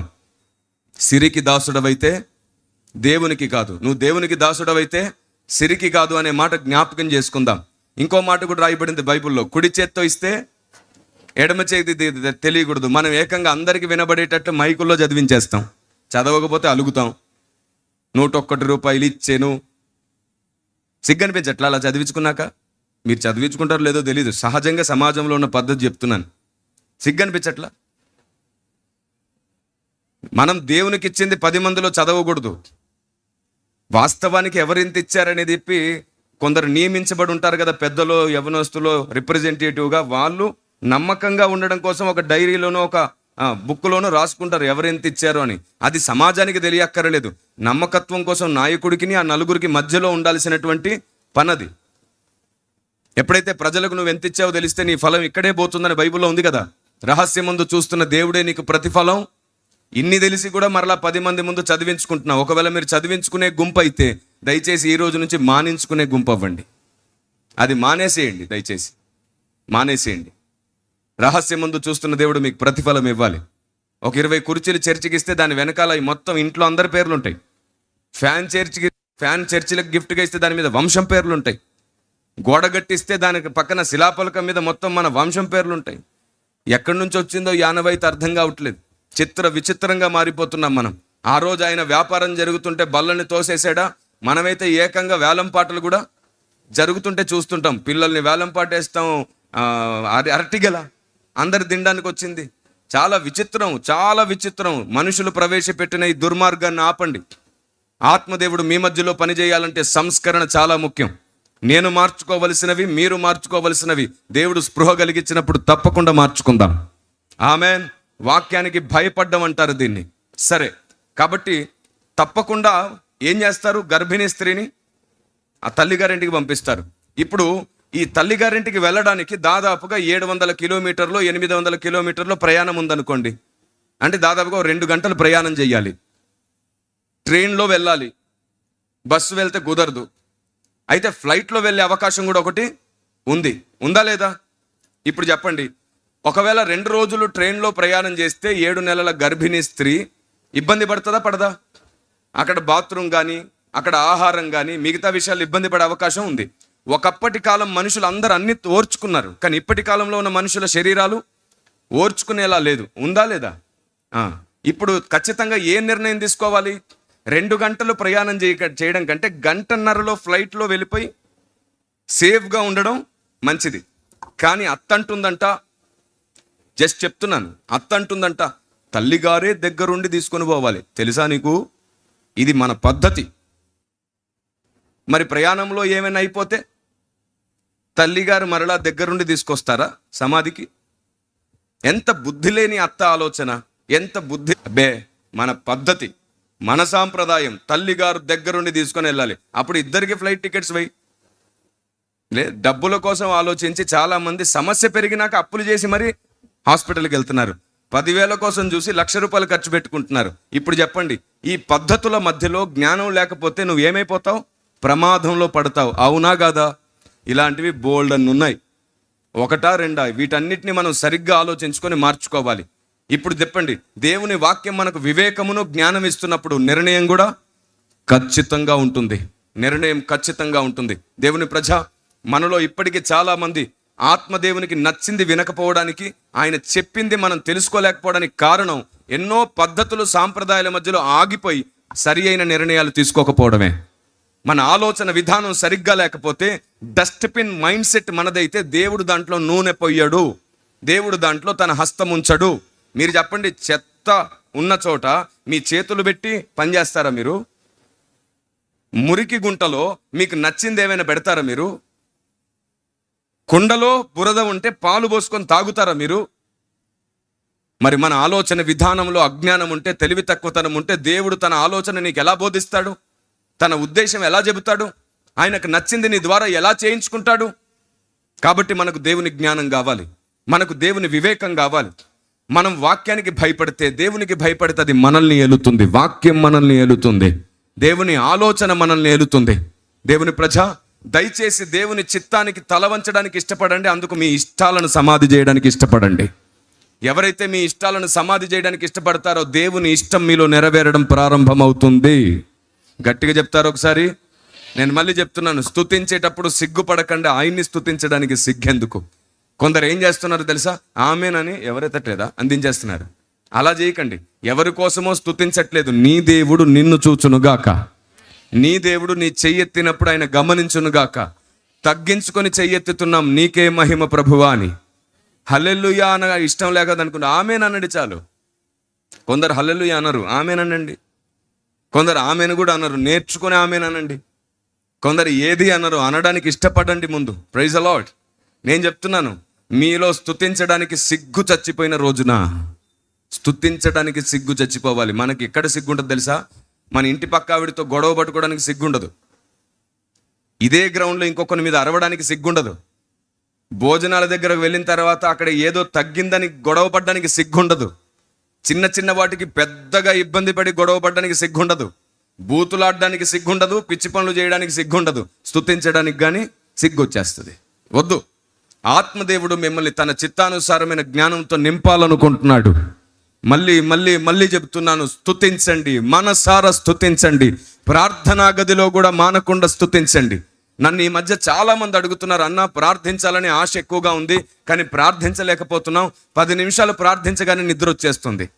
కొందరు అడుగుతున్నారు, 10 నిమిషాలు ప్రార్థించగానే మా దృష్టి ఎటో వెళ్ళిపోతుంది. మరికొందరు అడుగుతున్నారు, 10 నిమిషాలు ప్రార్థించగానే మనసు ఫోన్ మీదకి వెళ్ళిపోతుంది. మరికొందరు అంటున్నారు, 10 నిమిషాలు ప్రార్థించగానే భయం వేస్తుంది, ఆందోళనగా ఉంది, ఏదో మా చుట్టూ కదిలినట్టు అనిపిస్తుంది. అయితే నేను మీకు చెప్తున్నాను, బయటికి స్తుతించండి. మీరు మోకరించిన 10 నిమిషాలు నాన్ స్టాప్గా దేవుని గణపరచండి. మౌనంగా ఉండకుండా నోరెత్తి గలమెత్తి స్తోత్రం చేయండి. ఆయన నీతిని ఎత్తండి, ఆయన సత్యమును గురించి పాడండి, ఆయన గుణగణములను ఎత్తి స్తుతించండి, ఆయన మహోన్నతమైన లక్షణాలను ఎత్తి స్తుతించండి. ఆయన్ని మనసారా స్తుతిస్తూ స్తుతిస్తూ స్తుతిస్తూ ఉండండి. 10 నిమిషాల తర్వాత నీ మనస్సు మేలుకుంటుంది. ఆత్మదేవుడు నిన్ను స్వాధీనపరుచుకుంటాడు. ఇక నీ మనస్సును లౌకిక ఆత్మ దాడి చేసి తిప్పదు. నేను నా అనుభవం చెప్తున్నాను, నా ప్రార్థనా గది చెప్తున్నా. Praise the lord. 10 నిమిషాలు నాన్ స్టాప్గా స్తుతించండి. మనం సైలెన్స్గా ఉండి స్తుతిస్తాం. వద్దు. ఎన్ని శబ్దాలు వినబడ్డా, ఏది వినబడ్డా, ఆ తర్వాత నాన్ స్టాప్గా 1 గంట 2 గంటలు 3 గంటలు నీ ప్రార్థన అలా కొనసాగుతూనే ఉంటుంది. వివేకంగా నేను చెప్పింది చేసి చూడండి. సైకలాజికల్గా మీరు కొన్నిటిని చేసి గెలుస్తారు. బుద్ధి కలిగి మీరు కొన్నిటిని సాధించగలుగుతారు. మానకుండా 10 నిమిషాలు స్తోత్రం చేయండి. మీ ప్రార్థన మానకుండా 1 గంట సేపు కొనసాగుతుంది. నువ్వు కళ్ళు తెరిస్తే 15 నిమిషాలు 20 నిమిషాలు గడిచినట్లుంటుంది తెలుసా మీకు? కాబట్టి దేవుని ప్రజ, ఆత్మదేవుడు మీతో మాట్లాడుతున్నటువంటి గొప్ప కార్యాన్ని మీరు ప్రారంభించి చూడండి. మీరు మానకుండా స్తుతి చేయాలి. అందుకే నేను వచ్చినప్పటి నుంచి మిమ్మల్ని స్తుతి వైపు నడిపించే ప్రయత్నం చేస్తున్నాను. స్తుతించండి, సిగ్గుపడకుండా స్తుతించండి అని ఎందుకు అంటున్నానంటే, వాడికి సిగ్గు కలగాలి. దేవునికి, దేవుని ప్రజలకు ఎప్పుడు కూడా దేవుని హస్తము ఎత్తి స్తుతించడం అలవాటు అవ్వాలి, దేవునికి మహిమ కలగడానికి. Amen. Praise the lord. Right. ఇప్పుడు వరకు నేను కొన్ని సూత్రాలు, కొన్ని నియమాలు చెప్పాను. మీ హృదయాన్ని దున్నడం వరకు మాత్రం మిమ్మల్ని నడిపించాను. పరిశుద్ధాత్మనికి అనుకూలంగా ఉండడానికి మిమ్మల్ని సిద్ధపరిచాను. ఏ రైతైనా సరే పొలం దున్నిన తర్వాతే విత్తనాలు వేస్తాడు. ఒకవేళ దున్నకుండా విత్తనాలు ఇస్తే పక్షులు ఎత్తుకుపోతాయంట. అది జరగకుండా ఉండడానికి నేను చెప్పబోయే ఉన్నతమైన సంగతికి అనుకూలంగా మిమ్మల్ని సిద్ధపరిచాను ఇప్పటి వరకు. అలాగే మీరు కొన్ని విషయాలు నేర్చుకునేటట్లు, కొన్ని మీ అవగాహనలోనికి వచ్చేటట్లు మాట్లాడాను. భక్తిని గురించి మాట్లాడాను, నియమాలను గురించి మాట్లాడాను, సాంప్రదాయం గురించి కూడా మాట్లాడాను, తర్వాత స్తుతి గురించి కూడా మాట్లాడాను. వీటన్నిటిని మనం తెలుసుకొని ఉండి తీరాల్సిందే. బైబిల్ గ్రంథంలో ఎన్నో రహస్యాలు ఉన్నాయి, ఎంతో జ్ఞానం ఉంది, దాన్ని మనం తప్పకుండా తెలుసుకోవాలి. అందుకు నేను మీకు ఆరాధనా క్రమము, ప్రత్యక్ష గుడారానికి సంబంధించిన నియమం కూడా నేను మీతో మాట్లాడాను. ఇప్పటి వరకు మీరు ఇన్ని సంగతులను స్పష్టంగా నేర్చుకున్నారు కాబట్టి ఇక ముందు నేను మీకు చెప్పబోయే మరికొన్ని ఉన్నతమైన సంగతుల్ని మీరు పేతురు పత్రిక దగ్గర నుండి నేర్చుకుందాం. మీరు చూడండి ఒకసారి, ఈరోజు సందేశానికి ఒకవేళ అంశం పెట్టాల్సి వస్తే పరలోక గతం అనే అంశంతో నేను మీతో మాట్లాడాలనుకుంటున్నాను. పరలోక గతం. ఎందుకు ఈ అంశం పెడుతున్నానంటే, పరలోకంలో జరిగిపోయిన కాలంలో ఉన్న చరిత్ర ఒకటి ఉంది, పరలోకంలో జరిగిపోయిన కాలంలో గడిచిన గతం ఒకటి ఉంది. దాని గూర్చి అవగాహన మనకు కలగాలి, దాని గురించి మనకు తెలియాలి. అప్పుడే మనం సాతాను తంత్రాలు పసిగట్టగలుగుతాం, అప్పుడే మనం దేవుని వ్యూహాన్ని కూడా గమనించగలుగుతాం. మనకు భూత వర్తమాన భవిష్యత్ కాలాల్లో ఏం జరుగుతుందో తెలియకపోతే మన గురి గమ్యం లేని జీవితాలు అయిపోతాయి. మీరు చెప్పండి, మీరు ఉదయం లేచి బస్ ఎక్కిన తర్వాత బస్ డ్రైవర్ ఏం అడుగుతాడు మిమ్మల్ని? ఎక్కడికి అని అడుగుతాడు? అడగడా? ఏమో అన్నావు అనుకో, ఏం చేస్తాడు? మళ్ళీ అడుగుతాడు. ఏమో అన్నావంటే మళ్ళీ అడుగుతాడు. మూడోసారి కూడా అదే అయితే మెడలు బట్టి కిందికి నెట్టేస్తాడు. పిచ్చిదానిలాగా ఉంది, పిచ్చోళ్ళలాగా ఉన్నాడు, తీసుకెళ్ళి ఇంకో దగ్గర దింపడం కంటే ఇక్కడ దింపేయడమే మంచిది అనుకుంటాడు. కాబట్టి గుర్తుంచుకోండి, గురి గమ్యం లేని విశ్వాసం, గురి గమ్యం లేని సేవ, గురి గమ్యం లేని ప్రార్థన, గురి గమ్యం లేని ఏ పనైనా సరే మధ్యలో తప్పకుండా ఆగిపోతుంది. దేవుడే నడిపే పరిచర్య ఈ భూమి మీద ప్రపంచం అడ్డొచ్చినా, పర్వతాల ముందొచ్చినా ఆగకుండా సాగుతూనే ఉంటుంది. ఎందుకంటే ఇది దేవుని ఆలోచన విధానం, దేవుని ఉద్దేశం. దీన్ని ఆపడం సాతాను వాడి సైన్యానికి కూడా ఎప్పటికీ సాధ్యం కాదు. అందుకే నేను ఒక అద్భుతమైన కొటేషన్ రాశాను. దేవుని ప్రణాళికకు పనికి ఆటంకాలు సృష్టించగలడు దుష్టుడు, కానీ దాన్ని ఆపలేడు. ఆటంకాలు రావడం ఆగడం కాదు, ఇంకా బలం పొందుకోవడం. ఆటంకాలు వచ్చాయి అంటే ప్రమోషన్ వస్తుందని అర్థం, ఆటంకాలు వచ్చాయి అంటే అభిషేకం పెరుగుతుందని అర్థం, ఆటంకాలు వచ్చాయంటే దేవుడు ఇంకా దగ్గర అవ్వబోతున్నాడని అర్థం, ఆటంకాలు, అవమానాలు, నిందలు వచ్చాయంటే దేవుడు నిన్ను ఇంకా నమ్ముతున్నాడని అర్థం.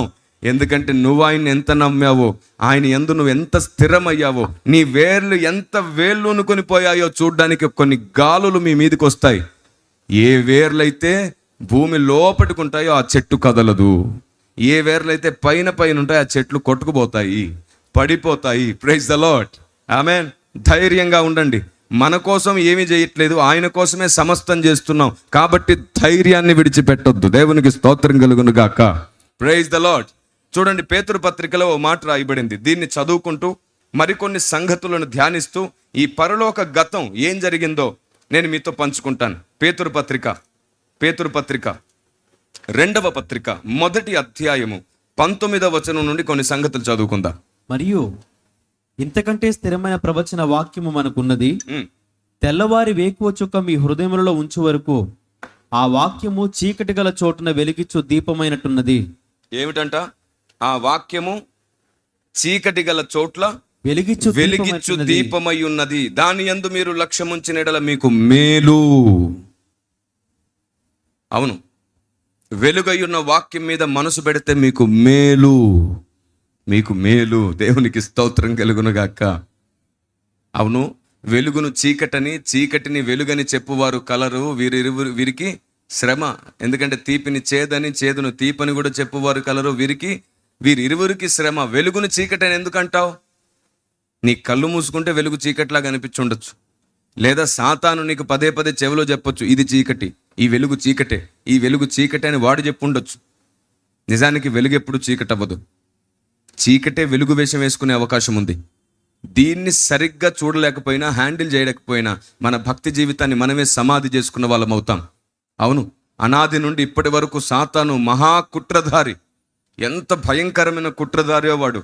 అందుకే దేవుణ్ణి అర్థం చేసుకోకుండా మనల్ని ఎంతసేపు ఆశీర్వాదాలు, దీవెనల వైపు తీసుకెళ్తూ ఉన్నాడు. నేను మిమ్మల్ని ఒక మాట అడుగుతున్నాను, మీరు ఆశీర్వాదాలు, దీవెనల వెంట పరిగెత్తకండి.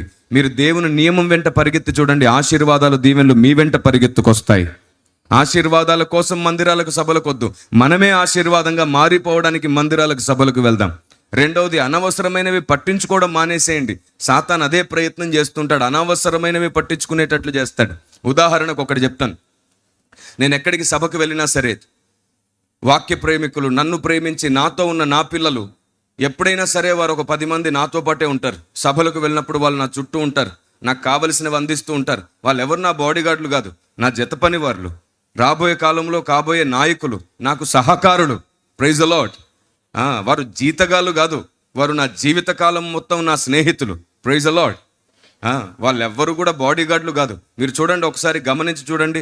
కొందరేమో బుక్ స్టాల్ దగ్గర కనబడతారు, కొందరేమో మైక్ సెట్ దగ్గర కనబడతారు, కొందరు ఇదిగో ఇక్కడ మైక్ తీసుకొని వాక్యం చదివే దగ్గర ఉన్నారు, మరి కొందరు అదిగో అక్కడ బుక్స్ పట్టుకొని ఉన్నారు, ఇంకొందరేమో ఇక్కడ ఎవరైనా సరే పొరపాటుగా పిల్లలు అల్లరి చేస్తారేమో అని అక్కడ నిలబడి ఎవరు ఒకవేళ ఈ సభకు సంబంధించి కొందరు బాధ్యత వహించుతున్నారు లేదో గమనించి నాతో పాటు ఉన్న వాళ్ళందరూ అక్కడక్కడ నిలబడి ఉన్నారు. దేనికోసం ఉన్నారు? బాడీ గార్డులు అయితే ఎక్కడ ఉండాలి? అక్కడ నలుగురు, ఇక్కడ. కానీ ఎక్కడున్నారు వాళ్ళు? ప్రజల మధ్యలో ఎందుకున్నారు తెలుసా? వాక్యానికి అంతరాయం కలగకుండా ఉండడానికి. సరే, వాళ్ళు బాడీ గార్డులకు ఎందుకు కనబడ్డారో తెలుసా? వాళ్ళ మెడలో ఒక ఐడి కార్డు, ఒక యూనిఫామ్ వాళ్ళకు ఉంది. అవును, అంతకుముందు ఏసన్న గారు నడిచొస్తున్నప్పుడు కానీ, గొప్ప భక్తులు నడిచొస్తున్నప్పుడు కానీ 10 మందో 20 మందో వాళ్ళతో పాటు నడిచొచ్చేవాళ్ళు, ప్రేమతో స్వాగతిస్తూ ఉండేవాళ్ళు. అవునా కాదా? భక్తుల్ని చాలా గౌరవించి ప్రేమించేవాళ్ళు. అంతెందుకు, నేను ఇక్కడికి రాగానే సేవకు నన్ను మనసారా హత్తుకున్నప్పుడు నేను చాలా సంతోషపడ్డాను. ఇదే కదా క్రీస్తు ప్రేమ, ఇదే కదా మనలో ఉన్నటువంటి ఆత్మదేవుని వలన కలుగు అనుబంధం అని. సో ఇదంతా ఏమిటంటే గౌరవమే కానీ ఆరాధనేవి కాదు. దేవుణ్ణి ఆరాధిస్తాం, మనుషుల్ని గౌరవిస్తాం. ఎందుకు గౌరవిస్తాం? సర్వోన్నతుడైన దేవునికి పని చేస్తున్నాం కాబట్టి. నా దేవుడు అన్నాడు, నన్ను గనపరచు వారిని నేను గనపరుస్తాను. ఈ గౌరవ, ప్రేమ, మర్యాద మనం ఆయనకు నమ్మకంగా పనిచేస్తున్నందుకు కలిగే ప్రతిఫలం మాత్రమే. ఆమేన్. ఈ భూమి మీద ఏ మనిషినైనా మనం అభిమానించేది గౌరవించడం వరకే. ఆరాధించడం ఆ లెక్కలోకి వస్తే దేవుణ్ణి ఆరాధిస్తాం. ఆమేన్. ఈ గౌరవం, ప్రేమ, అభిమానం చాలా ఉన్నతమైనది, కానీ ఆరాధించే అంత దూరం అయితే ఉండదు. మన తల్లిని తండ్రిని ఎంత ప్రేమిస్తామో అలాగే దేవుని కొరకు ప్రయాసపడేవారిని అంతే ప్రేమించడం మనం చూస్తాం. బైబిల్ గ్రంథంలో శిష్యత్వం గూర్చి ఉన్నతమైన సంగతులు రాయబడ్డాయి. మోషే పరిచారకుడైన యెహోషువ అని రాయబడింది. ఈయన మోషేకు పరిచర్య చేయడానికి మోషే దగ్గరకు వచ్చాడా, దేవుని చేయడానికి వచ్చాడా అని చెప్పి ఈనాడు చాలా మంది అక్షరార్థులు అడుగుతున్నారు, మాట్లాడుతున్నారు. మరి మోషేకు యెహోషువ చేసింది ఏమిటి? ఎందుకు చేశాడు? ఎందుకంటే తాను దేవునికి పరిచర్య చేసే అంత అంతస్తుకు వచ్చేలోపు తన దాసునికి సహకారిగా ఉండడమే దేవునికి చేయడం అవుతుంది. ఈ సూత్రము, కనీసం ఈ నియమం అర్థం కాని వాడు అక్షరార్థి మాత్రమే కాదు, ఈ భూమి మీద దౌర్భాగ్యుడైపోతాడు. కాబట్టి గుర్తుంచుకోండి, ఇలాగే రెచ్చగొట్టి ఒక వ్యక్తి పట్ల నలుగురు తిరగాలెట్టండి, ఒక వ్యక్తిని గణపరచాలెట్టండి, ఆ వ్యక్తి ఎండలో వెళ్తుంటే గొడుగు బట్టాలెట్టండి, ఆ వ్యక్తి వర్షంలో ఉంటే గొడుగు బట్టాలెట్టండి అని విమర్శించే అధిక నీతిమంతులకు చెబుతున్నాను. నేను చాలా వేదికల మీద వర్షం పడుతుంటే గొడుగు పట్టించుకోలేదు. గొడుగు పట్టడమే కాదు, చాలా పెద్ద కవరో టెంటో తీసుకొస్తే కూడా వద్దని పక్కన పెట్టాను. ఎందుకంటే అందరూ వర్షంలో ఉన్నారు, నేను వర్షంలోనే నిలబడి వాక్యం చెబుతానన్నాను. అందరూ టెంట్ కిందకి వస్తే నేను టెంట్ కిందకి వచ్చాను. మీరు చూడండి, చాలా ఉన్నాయి అలాంటి వీడియోస్ అన్నీ కూడా రికార్డ్ చేసి ఉంచారు నా పిల్లలు. అవును, ఎన్నోసార్లు వర్షంలో తడుస్తూ 1.5-2 గంటలు మొత్తం సభ మొత్తం వర్షంలో తడుస్తూనే వాక్యం ఆగకుండా కొనసాగింది.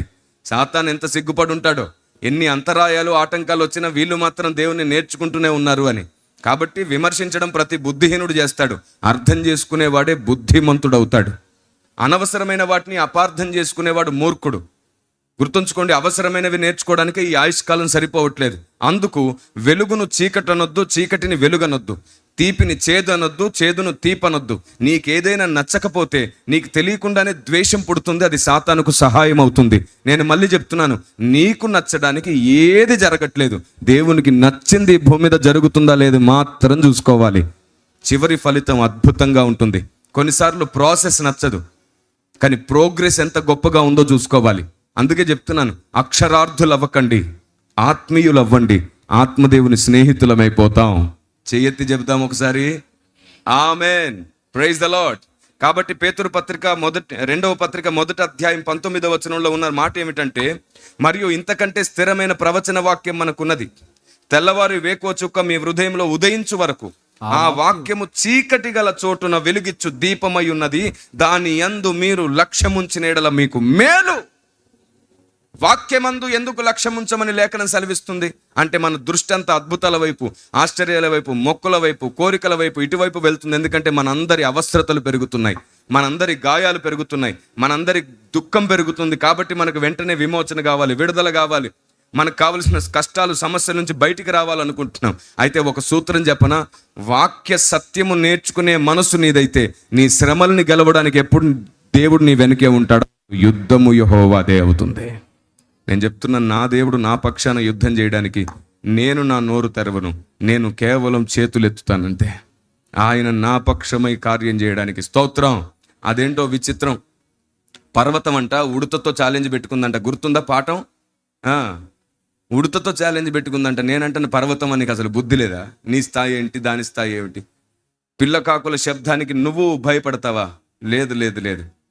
కాకపోతే దేవుని ప్రజా, స్థాయి ఎంత గొప్పదైనా సరే కొన్నిసార్లు దేవుని పని కొరకు తల వంచే మోషేలం అవ్వాల్సి వస్తే ఆ రోజు నీ తలెత్తడానికి దేవుడు దిగి వచ్చి తీరుతాడు ఖచ్చితంగా. ఆమేన్.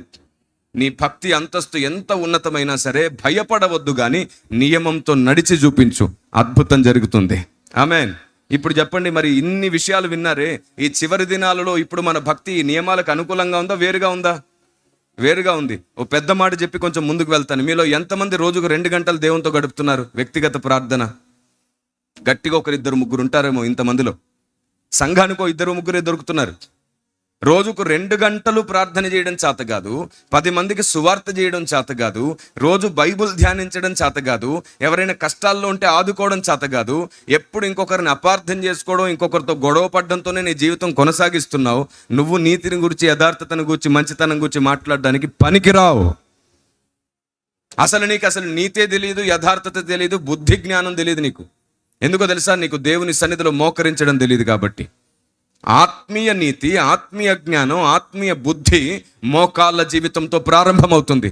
నీకు కష్టం వచ్చినప్పుడే మోకరించి ఏడిచావు. ఎప్పుడైనా దేవుని నీతి, దేవుని రాజ్యం కొరకు ఏడిచావా? కనీసం 2 గంటలు ఏడిచి చూడు, 2 గంటలు దేవుని వాక్యం కొరకు ప్రార్థించి చూడు, 2 గంటలు ఆత్మదేవునితో నడిచి చూడు, 2 గంటలు నీ కోసం కాకుండా దేవుని రాజ్యం కొరకు మొరపెట్టి చూడు. అలా కొన్నాళ్ళు నువ్వు ప్రార్థనా జీవితం గడిపి చూడు, ఆయన స్నేహితుడిగా నువ్వు మారిపోతావు. నీ కోసం ఏడవద్దు, ఆయన నీతి రాజ్యం కోసం వేడు. అందుకే అంటాడు, మొదట నా నీతిని రాజ్యాన్ని వెతకండి, అడు తర్వాత మీకు అన్నీ కలుగుతాయి అన్నాడు. ఎప్పుడైతే మన ఐడియాలజీ మారుతుందో, మన ఆలోచన విధానం దేవునికి అనుకూలం అవుతుందో, అప్పుడు మనం వాక్యము యందు మనసు ఉంచుతామంటే అది మనకు మేలవుతుంది. అవును, వాక్యం ఉంది కదా, బైబుల్ దొరుకుతుంది కదా, అందరి దగ్గర బైబుల్ ఉంది కదా, మళ్ళీ శ్రద్ధ పెట్టాల్సిన పని ఏమిటి? బైబుల్ చదువుకుంటే సరిపోయింది కదా. ఒకవేళ మీరు అలా అనుకుంటే మీరు పప్పులో కాలేసినట్టే. మీకు చరిత్ర తెలియచ్చు, బైబుల్ మీద మీరు బైబుల్ ట్రైనింగ్ చేసి ఉండొచ్చు, మీకు బైబుల్ మీద గొప్ప గ్రిప్ ఉండొచ్చు, లేదా బైబుల్ మీద ఉన్న కామెంటరీస్ అన్ని చదువు ఉండొచ్చు, స్కాలర్స్తో మీకు పరిచయాలు ఉండొచ్చు, లేదా నువ్వేవో స్కాలర్ అయి ఉండొచ్చు. కాలర్ ఎగరేసే పని మాత్రం పెట్టుకోవద్దు. ఎందుకంటే నీవు ప్రార్థనా గదిలో మనసారా ప్రతిదినము వాక్యం కొరకు మోకరించేంత వరకు నీ జ్ఞానం ఎప్పుడైనా నిన్ను నాశనం చేస్తుంది. ఎందుకంటే అక్షరం నిన్ను చంపును, ఆత్మ జీవింపజేయును. ఆత్మీయ జీవితం లేకుండా అక్షరాన్ని అర్థం చేసుకోలేం. ఇప్పుడు ఒకసారి యెషయా గ్రంథాన్ని మీరు చదివి చూడండి. ఇక్కడ ఇంకో మాట రాయబడింది, 9వ అధ్యాయం. మీరు చూస్తారు ఒకసారి, యెషయా గ్రంథము 9వ అధ్యాయం. యెషయా గ్రంథము 9వ అధ్యాయం చూస్తారా? 2వ వచనం. చీకటిలో నడుచు జనులు గొప్ప వెలుగును చూచుచున్నారు. ఏం చూస్తున్నారంటే వాళ్ళు చీకటిలో నడుచు జనులు గొప్ప వెలుగును చూస్తున్నారు. మరణ ఛాయగల దేశ నివాసుల మీద వెలుగు ప్రకాశించును. దేవునికి స్తోత్రం. మరి చీకట్లో నడిచే జనులు, వారి మీద వెలుగు వచ్చింది. మరణ ఛాయ గల ప్రజలంట. వీరిని మనం ఎక్కడికి నడిపించాలి? వీరిని, ఎందుకంటే వెలుగు ప్రకాశిస్తుందన్న సంగతి తెలియట్లేదు. దేవుని జ్ఞానము, దేవుని వాక్యము ప్రజల దగ్గరకు వస్తుందని వారు అర్థం చేసుకోలేకపోతున్నారు. చూడండి ఒకసారి, అదే యెషయా గ్రంథం 60వ అధ్యాయం 2వ వచనం. అదే యెషయా గ్రంథం 60వ అధ్యాయం 2వ వచనం. చూడుము, భూమిని చీకటి కమ్ముచున్నది, కటిక చీకటి జనములను కమ్ముచున్నది. యెహోవా నీ మీద ఉదయించుచున్నాడు, ఆయన మహిమ నీ మీద కనబడుచున్నది. జనులు నీ వెలుగునకు వచ్చెదరు, రాజులు నీ ఉదయకాంతికి వచ్చెదరు. ప్రజల మధ్యలోకి వెలుగు వస్తుంది, వాళ్ళు గుర్తుపట్టట్లేదు. దేవుని జ్ఞానం వస్తుంది, అర్థం చేసుకోలేకపోతున్నారు. అదే ఓ కథ చెబితే ఆనందిస్తున్నారు, ఓ చరిత్ర చెబితే ఆనందిస్తున్నారు, ఓ జోక్ చెబితే ఆనందిస్తున్నారు, కానీ నియమం చెబితే బాధపడుతున్నారు. ఎందుకంటే అర్థం కాని వారుగా ఉన్నారంట. ఈరోజు సభ ఎంత గొప్పదైనా సరే కేవలం ఉపమానాలతో, కథలతో ముగిసిపోకూడదు. ఉపమానము, కథతో పాటు జరిగిపోయిన గాథ తెలియాలి, జరగబోయే భవిష్యత్తు తెలియాలి, దేవుడు దాచిన సంగతులు తెలియాలి. అప్పుడే మనం సంపూర్ణ సిద్ధి పొందుతాం. అందుకే చెప్పాను, 2 కావాలి. ఒక పక్షి ఎగరడానికి 1 రెక్క సరిపోదు, 2 రెక్కలు కావాలి. అదే ఉద్దేశంతో చెప్తున్నాను. బుద్ధి మాటలు కావాలి, జ్ఞాన వాక్యం కూడా కావాలి. ఈ రెండు సంఘానికి చాలా అవసరం. మనుషులం ఎప్పుడు చిన్న చిన్న విషయాలే గుర్తుపట్టం. కాబట్టి మనకు హెచ్చరికలు, బుద్ధి మాటలు కావాలి, వెంటనే దేవుని జ్ఞానం కూడా కావాలి. అందుకే నా సందేశంలో ఈ 3 విభాగాలు ఉంచుకుంటాను. అప్పుడే రక్షింపబడ్డ వాడికి కూడా కావలసిన నియమము, జ్ఞానము, హెచ్చరిక, బుద్ధి మాటలు. అంత మాత్రమే కాదు, ఎదిగిన వాడికి దేవుని జ్ఞానంతో పాటు దేవుని మర్మము, దేవుని రహస్యము, దేవుని వ్యూహము. ఇంకంత మాత్రమే కాదు, వారికి వీరికి అందరికీ కావలసి సమాజానికి ఎలా సువార్త అందించాలో, అపార్థమైన క్రైస్తవ్యాన్ని ఎలా అర్థమయ్యేటట్లు చేయాలో, ఆత్మదేవుని ఉన్నత వివేకము, జ్ఞానము కూడా బోధించబడుతుంది. ఈ 3 విభాగాలు నా సేవా విధానంలో, నా బోధనా విధానంలో తరచుగా కనబడుతూ ఉంటాయి. అప్పుడే రక్షించబడ్డ వ్యక్తికో సందేశం, రక్షించబడి చాలా సంవత్సరాల అనుభవం ఉన్న వ్యక్తికో సందేశం, ఇద్దరూ కలిసి లోకానికి ఇవ్వాల్సిన సందేశం. ఈ 3 విభాగాలు నా బోధనా విధానంలో కనబడుతూ ఉన్నాయి. కాబట్టి దేవుని ప్రజ, సంఘము సిద్ధపడవలసిన సమయంలో అడుక్కునే వైపు దిగిపోకూడదు. ఎంతసేపు ఆశీర్వాదాలు, దీవెనలు, స్వస్థతలు, అద్భుతాలు, రోగాలు, కష్టాలు, కన్నీళ్ల వైపే ఏడుపుతూ చేతులు జాపుతున్నాం. అవన్నీ వాటికవే తొలగిపోతాయి. తెలుసా మీకు? మీరు అడగకుండానే మీకు అక్కరగా ఉన్నవేవో ఆయనకు తెలుసంట. అయితే ఆయన మీకేం చెబుతున్నాడో అది మీకు తెలియాలి. ఆయన మీకేం చెబుతున్నాడో అది మీకు తెలిస్తే ఆయన మీ కొరకు చేయవలసినవన్నీ చేయడం ప్రారంభిస్తాడు. అవును, సర్వోన్నతుడైన దేవుడు, మహోన్నతుడైన దేవుడు మీతో మాట్లాడాలనుకుంటున్నాడు. చూడండి ఒకసారి మీరందరూ 119వ కీర్తనలో ఒక మాట చదువుకుందాం. 119వ కీర్తన. ఈ చీకటి నుండి అనేక మంది ప్రజల్ని రక్షించాలంటే, ఈ చీకటి నుండి అనేక మంది ప్రజల్ని కాపాడాలంటే ఏం చేయాలి? ట్రిబుల్ పెరిగించున్నాను. 119వ కీర్తన 105వ వచనం. 119వ కీర్తన 105వ వచనం. నీ వాక్యము నా పాదములకు దీపమును, నీ వాక్యము నా పాదములకు నా దీపమును, పాదములకు దీపము, నా త్రోవకు వెలుగునై ఉన్నది. ఆ మాట విన్నారా? ఏమిటంట? వాక్యమే పాదములకు దీపమును, దీపము, నా త్రోవకు వెలుగునై ఇప్పుడు ఉన్నది. చెప్పండి, చీకట్లో నడిచే జనులకు ఏమిస్తే వారు వెలుగులో ఉంటారు? వాక్యము. వాక్యం అంటే ఏమిటి? కొలసి 1:25లో అంటాడు, వాక్యం అనగా యుగములలో, తరములలో మరుగు చేయబడి ఉన్న దేవుని మర్మము. ఈ మర్మం ఎవరి దగ్గర ఉంటుంది? దేవుని దాసుల దగ్గర ఉంటుంది. దేవుడు ఎంపిక చేసుకున్న వారి దగ్గర ఉంటుంది. దేవుడు వాడుకునే భక్తుల దగ్గర ఉంటుంది. Praise the lord. ఆమేన్. 2 విషయాలు మీకు పరిచయం చేయాలనుకుంటున్నాను. మీకు తెలుసా, మనము ఎంత వాక్యం తెలిసిన వారమైనా సరే ఆత్మదేవుడు బయలుపరచకపోతే మనకు దేవుని జ్ఞానము, మర్మం మనకు తెలియదు. నువ్వు బైబిల్ మీద 10 PhDలు చేసినా సరే దేవుడు బయలుపరిచే అంతవరకు దేవుని ప్రత్యక్షత తెలీదు. నీకు రెవల్యూషన్ రావాలంటే అది ప్రార్థనా గదితోనే సాధ్యం, నిర్మలమైన మనస్సాక్షితోనే సాధ్యం. నువ్వు ప్రయోగాలు చేస్తే బయలుపడడానికి ఇది సైన్స్ కాదు. నువ్వు ప్రయోగాలు చేస్తే బయలుపడడానికి నువ్వు మోకరించి తల వంచి చేతులు ఎత్తితేనే దిగి వస్తుంది. ఇది దేవుని జ్ఞానం, దేవుడు దాచిన జ్ఞానం. కీర్తన 25:14లో ఉంటుంది, ఆయన యందు భయభక్తులు గల వారికి దేవుని మర్మము బయలుపరచబడుతుంది అని. ఒకసారి 29వ అధ్యాయం యెషయా గ్రంథం 11వ వచనం చూడండి. యెషయా గ్రంథం 29:11 చూడండి. 29వ అధ్యాయం 11వ వచనం. దీనంతటిని గూర్చిన ప్రకటన గూఢమైన గ్రంథవాక్యం వలె ఉన్నది. ఒకడు నీవు దయచేసి దీన్ని చదవమని చెప్పి అక్షరములు తెలిసిన వానికి వాడిని అప్పగించును. చూడండి, అక్షరం తెలిసిన జ్ఞానం గల వాడికి ఇదిగో ఈ గ్రంథములో ఉన్న సంగతులు తెలియజేయమని, చదవమని ఇస్తే అతను ఏమంటాడంట చూడండి, అది నా వలన కాదు, అది గూఢార్థముగా ఉన్నదని చెప్పును. దేవుని గ్రంథము నువ్వు సొంత జ్ఞానం కలిగి ఉంటే అర్థమయ్యే గ్రంథం కాదు, దేవుడే బయలుపరచాలి. ఎందుకంటే అది గూఢార్థములతో ఉన్న గ్రంథము. ఒక్క మాట చెప్పిన, మన సొంత ఆలోచనతో 100 గొప్ప సంగతులను మనం మాట్లాడుకోవచ్చు, కానీ దేవుడు బయలుపరిచే ఒక్క సంగతి నీకు జీవం అయిపోతుంది, నీకు మహిమ అవుతుంది, పరలోకంలో నిత్య కిరీటం అవుతుంది. దేవునికి స్తోత్రం కలుగునుగాక.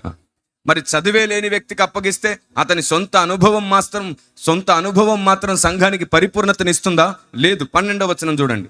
మరియు నీవు దయచేసి దీన్ని చదవమని చెప్పి అక్షరములు తెలియని వానికి దాన్ని అప్పగించును. అతడు అక్షరములు నాకు తెలియవనును. ఏమంటాడంట? అరే, నాకు అనుభవం మాత్రమే ఉంది కానీ అక్షరం తెలియదు, కాబట్టి అందులో ఏముందో నాకు తెలియదు అంటాడు. కాబట్టి ఈ అక్షరం తెలిసిన వ్యక్తికైనా అక్షరం తెలియని వ్యక్తికైనా ఎవరు బోధ చేయాలి? ఇప్పుడు ఆత్మదేవుడు బోధ చేయాలి. నేను మిమ్మల్ని అడుగుతున్నాను, మీలో ఎంతమంది ఆత్మదేవునితో సహవాసం చేస్తున్నారు? ఆత్మదేవునితో సహవాసం అంటే వరములు, అభిషేకాలు, అద్భుతాలు కాదు. ఆత్మదేవునితో సహవాసం చేస్తుంది నిజమైతే మనకు దేవుని గ్రంథములో ఉన్న దేవుని స్వరం వినబడుతూ ఉంటుంది, దేవుని ఆలోచన విధానం అర్థమవుతుంది. మన మనస్సు మారిపోతుంది. ఇప్పటి వరకు బైబిల్ గ్రంథంలో ఎంతమంది భక్తులైతే ఉన్నారో ఆ భక్తుల మీద నేటి సార్వత్రిక సంఘంలో ఉన్న ప్రతి అపోహ తొలగించే గొప్ప కృప దేవుడు నాకు ఇచ్చాడు. దేవునికి స్తోత్రం కలుగునుగాక. అందుకు నేను ఎంతో సంతోషిస్తున్నాను. నిందింపబడిన భక్తులను నిరూపించగలిగే కృపనిచ్చాడు. అవమానింపబడిన భక్తుల పక్షాన వాదించే కృపనిచ్చాడు. మీరు చెప్పండి, యాకోబును మోసగాడని చెప్పి యావత్తు సార్వత్రిక సంఘం నమ్ముతుందా లేదా? నమ్ముతుందా లేదా? భక్తులు అలాగు పాట రాశారా లేదా? యాకోబు మోసగాడై తండ్రి ఇంటిని విడిచెను అని గొప్ప నీతిమంతులు కూడా రాశారా లేదా? అయితే నేనంటాను, యాకోబు రోషగాడై తండ్రి ఇంటిని విడిచెను. సంస్కరణ చేయండి ఆ పాటని. యాకోబు మోసగాడు కాలేదు. అన్నను మోసం చేయలేదు, తండ్రిని మోసం చేయలేదు, మామను మోసం చేయలేదు. ఎందుకంటే అన్న అగ్రిమెంట్తో తన దగ్గర ఉన్నది ఇచ్చేశాడు. అవునా కదా? అగ్రిమెంట్తో నాకు కూర ఇవ్వు, నేను నీకు జ్యేష్ఠత్వం ఇస్తానన్నాడు. అక్కడ ఏ మోసము లేదు. ఎందుకంటే అది వెండి కాదు, బంగారం కాదు, ఆస్తిపాస్తులు కాదు. దేవునికి నచ్చింది నాకు కావాలనుకున్నాడు యాకోబు. అడగగానే నాకు పూట భోజనమే ముఖ్యం అనుకున్నాడు ఏసావు. దేవుడు ఏసావును భ్రష్టుడు అంటే మనం యాకోబును భ్రష్టుడు అంటున్నాం. ఎందుకంటే యాకోబును భ్రష్టుడు అని చెప్పింది ఏసావు. ఒక భ్రష్టుని మాట నమ్మే వాళ్ళు మళ్ళీ భ్రష్టులే అవుతారు, కానీ భక్తులు ఎలా అవుతారు? ఆ ప్రమాదం సంఘానికి రాకూడదు. బ్రతికుండగానే మార్చుకోవలసిన విషయం ఇది. ఏసావు అన్నాడు, అతడు మోసగాడు, కుట్రదారి అనే మాటలన్నీ యోసాడు. దేవుడెప్పుడు యాకోబును మోసగాడు అనలేదు. ఎందుకంటే యాకోబు తన అన్నను మోసం చేయలేదు. రెండవది, తండ్రిని మోసం చేశాడని అంటారు. తప్పు తప్పు తప్పు. అసలు కొందరు అనేసారు ఏంటంటే, కొందరు భక్తులు, అపోస్తలులు, ప్రవక్తలు, మహాబోధకులు, పండితులు కూడా అనేశారు, యాకోబు అంట తరచుగా అబద్ధాలాడతాడంట, సునాయసంగా అబద్ధాలాడతాడంట. ఎంత తప్పు మాట అది. లేదు లేదు, అబద్ధం ఆడితే శాపం వస్తుందమ్మా, నేను వంచకుడిగా కనబడితే శాపం వస్తుందమ్మా అని తన తల్లికే హితోపదేశం చేశాడు యాకోబు. అబద్ధం ఆడడానికే 100 సార్లు ఆలోచించే యాకోబుని అబద్ధగాడు అని చెప్పి ప్రవక్తలు, అపోస్తులు అనే గొప్ప అభిషక్తులు కూడా నోరు జారారే. ఇలాంటి వాటి కోసమే దేవుడు కొందరిని ప్రత్యేకంగా పుట్టించి వాడుకుంటున్నాడు, సరిచేయడానికి, సరిచేసి ముగించడానికి, ముడత మచ్చ కలంకములు లేకుండా ఉండడానికి. అవునవును, మాకంటే ముందు పుట్టిన మహాభక్తులు చేసిన పరిచర్య ఎంతో ఉండగా మిగిలిపోయిన దానికి కూడా ముగించడానికి ఆత్మదేవుడు పూనుకున్నాడు. అది అర్థం కాకే సౌలులు అవుతున్నారు అభిషక్తులు. అది అర్థం కాకే దావీదులను ద్వేషిస్తున్నారు అభిషక్తులు. అదేంటో విచిత్రం. రాజకీయ నాయకులకు నేటి అభిషక్తులకు తేడా లేకుండా పోతుంది అనిపిస్తుంది. అప్పుడప్పుడు వారి కుట్రదారి మనస్సుకి దేవుడే ముగింపు పలుకుతాడు. అందుకు దేవుడే స్వాధీనపరుచుకుని సమస్తము జరిగించుగాక. ఈయన మాట ముద్ర వేయబడిందే కాదు, కనబడే సమయం సమీపంలో ఉంది, సమీపంలో ఉంది. భక్తుని హృదయం ప్రేమతో మాట్లాడినప్పుడే కాదు, కొన్నిసార్లు గుండె మండుతున్నప్పుడు వచ్చే మాటల విషయంలో దేవుడు త్వరగా పనిచేస్తాడు, త్వరగా పనిచేస్తాడు. ఒకరోజు ఏలియా అన్నాడు, నేను నిజముగా దైవజనుడైతే మీ మీదికి అగ్ని వచ్చునుగాక అన్నాడు. చాలాసార్లు ఆలోచిస్తే ఎందుకు అన్నాడు అనిపిస్తుంది. ఈయన కనికరం లేదా, జాలి లేదా, ఎందుకు అంత పెద్ద మాట అన్నాడు అనిపిస్తుంది. కానీ ఆ తర్వాత ఏలియా మాటల వెనకాల దేవుడు కూడా స్పందించినప్పుడు ఉండే న్యాయం ఎంత ముఖ్యమైనదో, అది ఎంత ఉన్నతమైన సూత్రమో మనం తప్పకుండా తెలుసుకోవలసిన విషయం. దేవునికి మహిమ కలుగునుగాక. Praise the lord. కాబట్టి దేవుని ప్రజ, ఈ చివరి రోజుల్లో మనకు కొన్ని నియమాలు, కొన్ని ఉద్దేశాలు దేవుడు మనకు అర్థమయ్యేటట్లు చేయాలనుకుంటున్నాడు. వాటి వెంట మనం పరిగెడదాం, వాటి వెంట మనం నడుద్దాం. యాకోబు తన తండ్రిని కూడా మోసం చేయలేదు. అక్కడికి వెళ్ళిన తర్వాత తన తండ్రి ఏమీ మోసపోలేదు. స్వరం వింటే యాకోబు, తడిమి చూస్తే ఏసావు. ఇదేదో తేడాగా ఉందని దగ్గరికి పిలిచి పరిశుద్ధాత్ముడు తనకిచ్చిన సామర్థ్యత కొలది దగ్గరికి తీసుకొని హత్తుకొని వాసన చూసి గుర్తుపట్టాడంట. ఏమిటది? నాకు సువాసన. ఎలాంటి సువాసన అంట అది? యెహోవా దీవించిన, గట్టిగా, యెహోవా దీవించిన చేని సువాసన వలె ఉన్నది. నా దేవుడే దీవిస్తే నేనెవరిని మౌనంగా ఉండడానికని చెప్పి కన్ఫ్యూజన్ లేకుండా కన్ఫర్మేషన్తో దీవెనిచ్చాడు యాకోబుకు ఇస్సాకు. Praise the lord. మోసపోయి దీవించాడా, కన్ఫర్మేషన్తో ఇచ్చాడా? ఈ మాత్రం తెలుసుకోలేకపోయాం. కారణం ఏమిటి? ఎందుకంటే మనుషులం ఒక్క సైడే పై రూపాన్ని చూసి నిందించే బుద్ధి గలవారం కాబట్టి. తెలుసుకోమే, జరిగింది ఏమిటో తెలుసుకోమే. ఈ బుద్ధి దేవునికి అసలు నచ్చదు. ఈ లోకమే చెప్తుంది, వినదగును ఎవరు చెప్పినా వినినంతనే వేగిరపడక వివరింపదగును. కణికల్ల నిజము తెలిసిన మనుజుడేపో. నిజం తెలుసుకున్నప్పుడు మాట్లాడేవాడే నిజమైన మనిషి అంట, లేకపోతే పందిగా మారిపోతాం. అందుకే ఆయన ముత్యాలు జల్లడంట. నేను ఎవరినన్నాను? నిజం తెలుసుకోకుండా మాట్లాడే ప్రతి వ్యక్తికి ఇది వర్తిస్తుంది. ఆ వరావ స్వభావాన్ని విడిపించమని దేవుణ్ణి వేడుకుంటున్నాను. Praise the lord. వరాహం అంటే డిక్షనరీలో తెలుసుకోండి.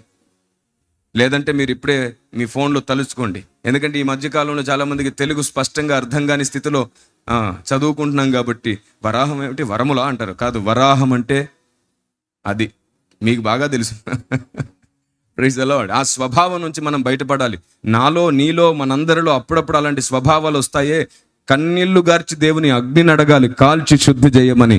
పెదవులను శుద్ధి చేశాడు కదా నిప్పు పంపించి.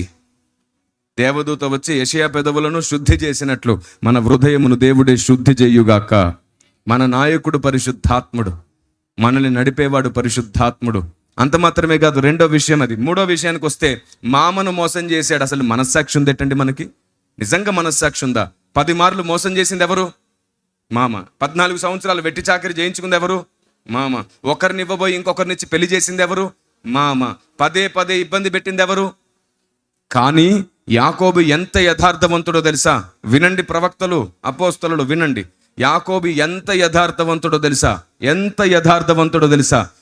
తాను మంద కాస్తున్నప్పుడు క్రూరమృగముల యొక్క దాడిలో కొన్ని గొర్రెలు మేకలు చచ్చిపోతే ఆ గాయములో ఆ భారాన్ని, ఆ నష్టాన్ని తన లెక్కలో వేసుకున్నాడే గాని మామ లెక్కలో వేయలేదు. మోసగాడి లక్షణం అది. ఫలమును బట్టి తెలుస్తుంది మనుషులు భక్తులో భ్రష్టులో. దేవునికి స్తోత్రం కలుగునుగాక. ఆమేన్. ఈ భూమి మీద మోసగాళ్ళకుండే 3 లక్షణాలు ఏమిటో తెలుసా? ధనం సంపాదిస్తారే గాని దేవుని కొరకు దాన్ని స్థాపించలేరు, ఖర్చు పెట్టలేరు. రెండో లక్షణం, ప్రార్థనా పరులు గారు అనేకుల్ని ప్రార్థనా పరులు చేయరు, అనేకుల్ని నాయకులుగా మార్చారు, అనేకుల్ని తొక్కుతా ఉంటారు. రెండో లక్షణం అది.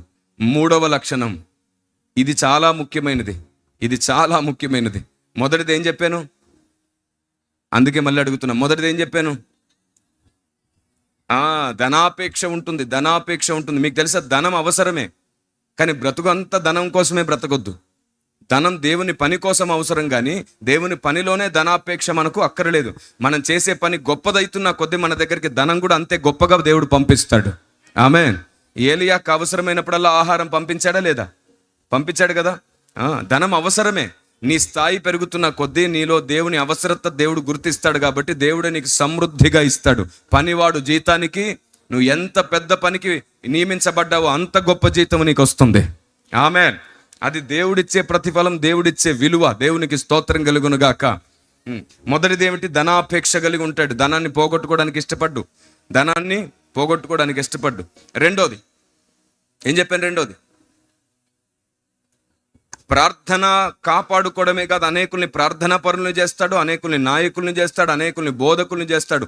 సామర్థ్యత గల వారిని ఎప్పుడు తొక్కడు, నిలబెడతాడు. అది దేవుడు వాడుకునే నిజమైన భక్తుల లక్షణం. ఇక మూడవది వస్తే, ఎన్ని నిందలు, అవమానాలు, సమస్యలు వచ్చిన చెక్కు జదరడు. నిరూపించబడుతూనే ఉంటాడు, నిరూపించబడుతూనే ఉంటాడు, నిరూపించబడుతూనే ఉంటాడు. నిందారహితుడై వర్ధిల్లుతాడు. ఎందుకంటే ఆ వ్యక్తి జీవితంలో ఏది, ఎందుకు, ఎప్పుడు జరిగిందో, దాని వెనకాల ఉన్న న్యాయం ఏమిటో, గుండెల్లో ఉన్న గాయం ఏమిటో అన్ని దేవునికి తెలుసు. కాబట్టి ఆయన సరిగా నడిపించేవాడు. దేవునికి స్తోత్రం కలుగునుగాక. నిరూపిస్తాడు, నిరూపించబడుతూనే ఉంటాడు. ఆమేన్. ఇది ఈ చివరి దినాల్లో మనం తప్పకుండా గుర్తుంచుకోవాలి. ఫలమును బట్టి భక్తులను గుర్తుంచుకోండి. ఇప్పుడు చెప్పండి, యాకోబు మోసగాడా? ఇలా ఆదికాండం నుంచి ప్రకటన గ్రంథం వరకు అపార్థమైన ఈ భక్తుల్ని తిరిగి అర్థమయ్యేటట్లు చేసే కృప WC మినిస్ట్రీస్కి దేవుడు ఇచ్చాడు. ఇప్పటికే వాటిని నిరూపిస్తూ వచ్చాం, పుస్తకాలు కూడా రాస్తూ వచ్చాం. ఎందరో అభిషక్త ప్రవక్తలని, అపోస్తులని, బోధకులని పిలువబడిన వారు కూడా దీన్ని గమనిస్తే త్వరగా సంఘములన్నిటికీ క్షేమం కలుగుతుంది. వారందరి ప్రయత్నం తిరిగి ఆత్మదేవుని సంతోషపెడుతుంది. పెద్దలు పూనుకుంటేనే చిన్నలకు బుద్ధి వస్తుంది అనేది నా ఉద్దేశం. పెద్దలు పూనుకుంటేనే ఆత్మకార్యం త్వరగా జరుగుతుంది అనేది నా ఆలోచన. పెద్దలు ముందుకొస్తేనే చిన్నలు సైన్యం అవుతారు. ఇది దేవుని ఆలోచన. దేవునికి స్తోత్రం కలుగునుగాక. ఆమేన్. Praise the lord. కాబట్టి దేవుడు ఇలా రాయించుకున్నాడు ఏమిటంటే, వాక్యము మన బుద్ధి జ్ఞానములతో అర్థం కాదు, దేవుడు బయలుపరిస్తేనే అర్థమవుతుంది. మత్తయి సువార్త 13వ అధ్యాయం 24వ వచనాన్ని ఒకవేళ మీరు గమనిస్తే అక్కడ ఒక అద్భుతమైన మాట ఉంది.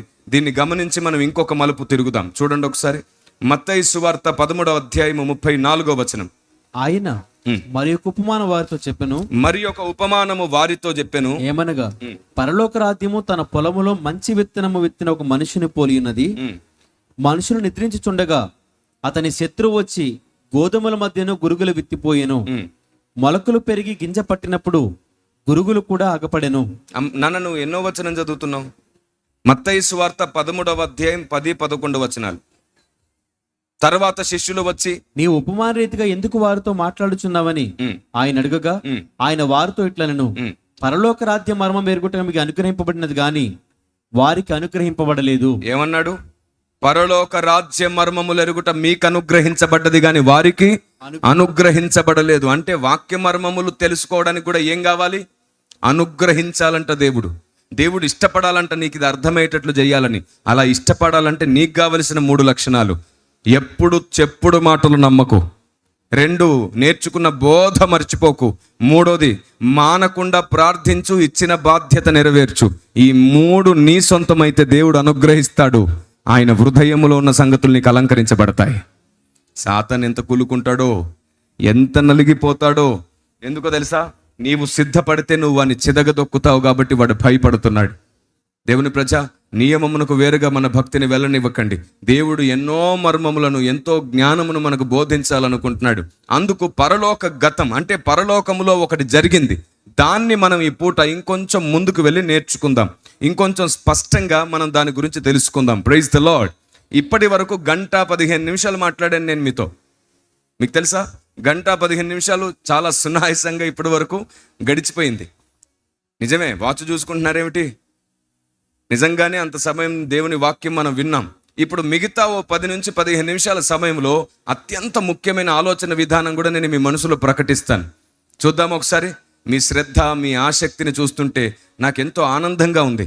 అందుకే విస్తారమైన దేవుని ఆలోచన నేను మీ మధ్యలో మాట్లాడగలుగుతున్నాను. మీకు తెలుసా, భక్తుడు ఎంత గాయపడితే అంత బంగారం బోధిస్తాడు. దేవునికి స్తోత్రం కలుగునుగాక. భక్తుడు ఎంత గాయపడితే అంత బంగారాన్ని పోస్తాడు. అదేంటో వింత. భక్తులు గాయపడ్డాకే భక్తి ఎక్కువ చేస్తారంట. భక్తులు గాయపడ్డాకే దేవుని చిత్తం ఎక్కువ చేస్తారంట. భక్తులు గాయపడ్డాకే లోకానికి ఇంకా దూరం అవుతారంట.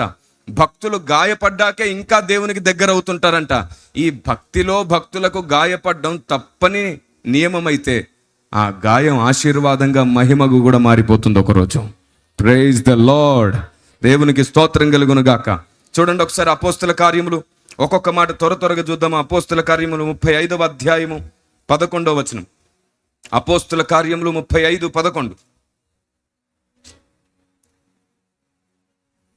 సారీ, ఆది కాండం. నేను అపోస్తుల కార్యం అన్నాను. ఆది కాండము 35:11.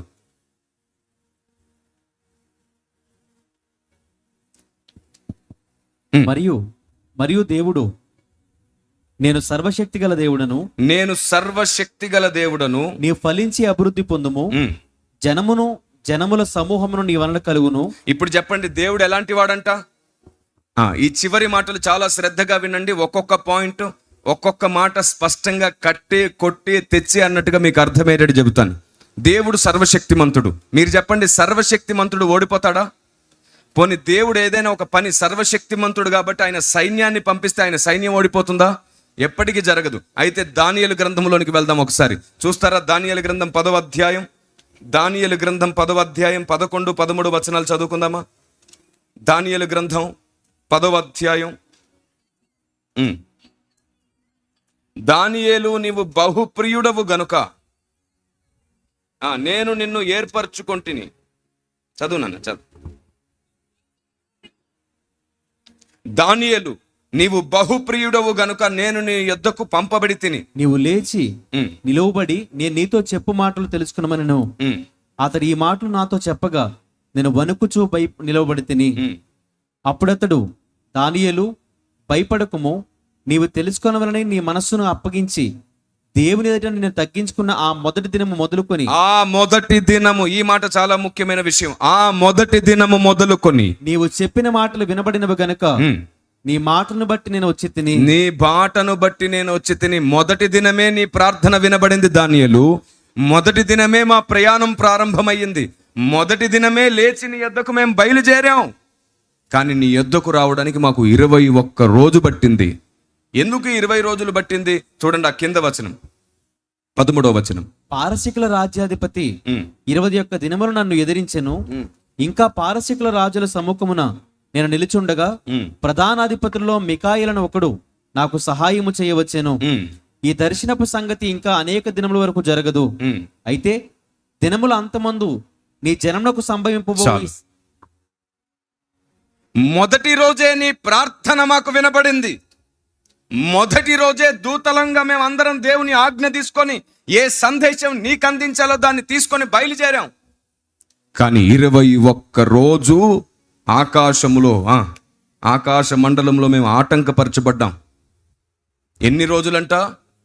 అవును, మొదటి రోజే బయలుదేరితే 21 రోజు సాతాను వాళ్ళని అడ్డగించడానికి వచ్చిన సైన్యం ఎవరిది? దేవుని సైన్యం. సర్వశక్తిమంతుడైన దేవుని సైన్యం వస్తే దూతలను ఎందుకు అడ్డగించాడు ఈ సాతాను? సర్వశక్తిమంతునికి అపజయమే లేదే. ఎవడు వీడు అడ్డగించడానికి? ఏమని అడ్డగిస్తున్నాడు? ఎందుకు అడ్డగిస్తున్నాడు? ఎందుకు అడ్డగిస్తున్నాడు అనే విషయం మాట్లాడుకోవడానికి ముందు ఎలా అడ్డగించాడో తెలుసా? వాళ్ళు ఈ భూమి మీదకి వచ్చి తన భక్తులకు ఇవ్వాల్సిన దర్శనము లేదా వారి భక్తులకు ఇవ్వాల్సిన జ్ఞానము, ఇవ్వాల్సిన సమాధానం ఇవ్వకుండా, ఇవ్వాల్సిన ఆశీర్వాదం ఇవ్వకుండా వాడు తర్కముతో ఆటంకపరుస్తాడు, పోరాటంతో ఆటంకపరుస్తాడు, యుద్ధముతో ఆటంకపరుస్తాడు. నిన్ను దేవుని ముందు దోషముతో నింపి దానిని వాడు చిత్రీకరించి నీకు రావలసిన దీవెనలన్నీ ఆపేస్తున్నాడు. వాడు ప్రేరేపించేది నిన్ను, అనేకులను ప్రేరేపించి నిన్ను పడిపోయేటట్లు చేస్తాడు, నీ ద్వారా తప్పు జరిగేటట్లు చేస్తాడు. కానీ తప్పంతా నీదే అన్నట్లుగా నీ మీద నేరం మోపుతాడు. అందుకే నీ ప్రార్థనలకు జవాబు ఆలస్యం అవుతుంది. అందుకే అనేక సార్లు నువ్వు పొందుకోవలసినవి త్వరగా పొందుకోలేకపోతున్నావు. విచిత్రం ఏమిటంటే దేవుడు పంపిన సైన్యాన్ని ఆపడానికి వీడుకున్న అధికారం ఏమిటి? ఏంటో తెలుసా? వీడికి దేవుని జ్ఞానం ఉన్నది. హలో, పరలోక గతం ఒకటి చెబుతున్నాను. వీడు పరలోకంలో గత కాలంలో దేవుని దగ్గరుండి దూతలందరికంటే ఎక్కువ జ్ఞానం ఎరిగిన వాడు, దూతలందరికంటే ఎక్కువ బుద్ధి విద్య తెలిసిన వాడు అన్నమాట వీడు. అందుకు వీడు ఏం చేస్తున్నాడో తెలుసా? అందరికంటే జ్ఞానం గలవాడు, అన్ని సంగతులు తెలుసుకున్నవాడు కదా. అందుకే అంటాడు దానియేలు కంటే వీడు జ్ఞానము గలవాడంట.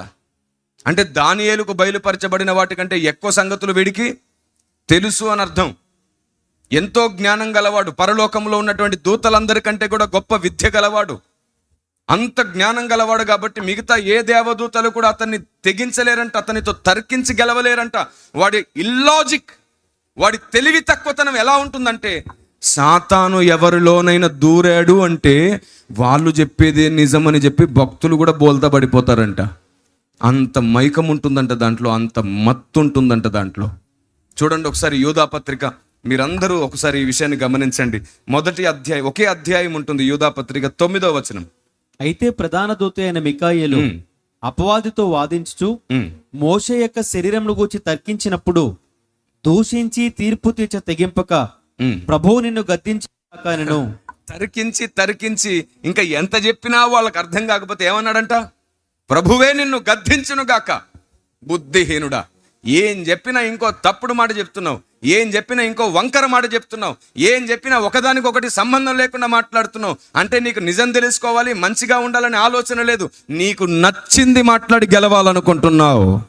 సాతాను ఎవరిలోనైనా ఉంటే వారు మంచిని గుర్తించరు, న్యాయాన్ని గుర్తించరు, ప్రేమను గుర్తించరు, భక్తిని గుర్తించరు, దేవుని శక్తిని గుర్తించరు.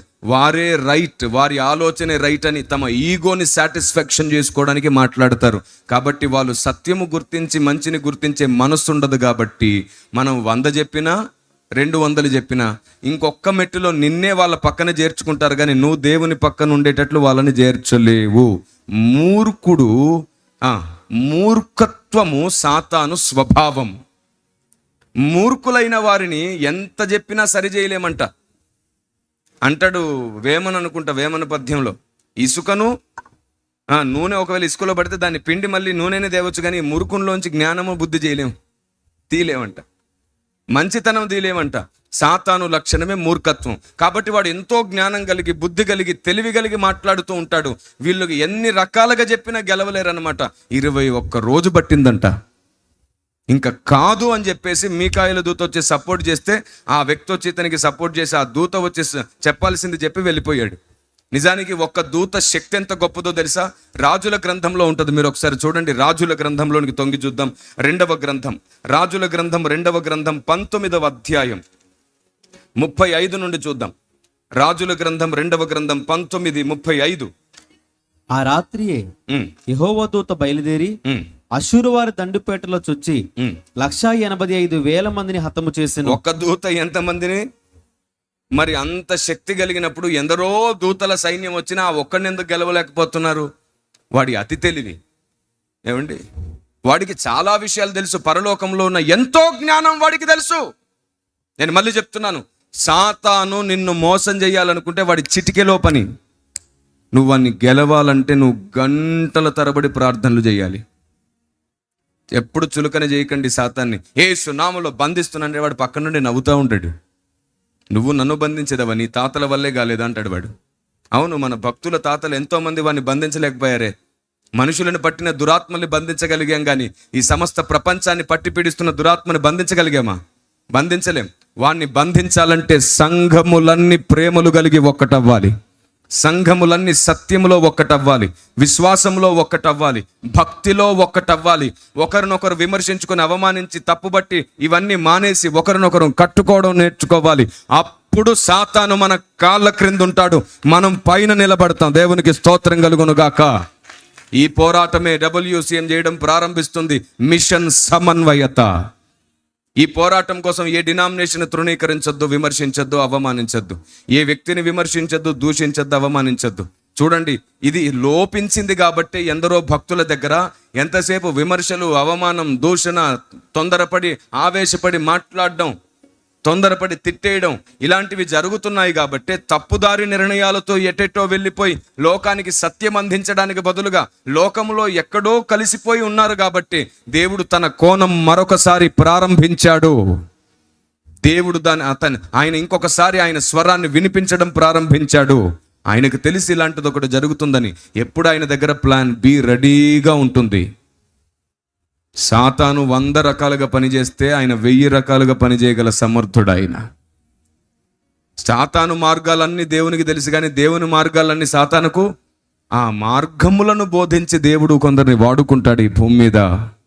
ఆయన మార్గములు గొప్పవి, ఉన్నతమైనవి, ఎవరు గ్రహించలేనంత నిగూఢమైనవి.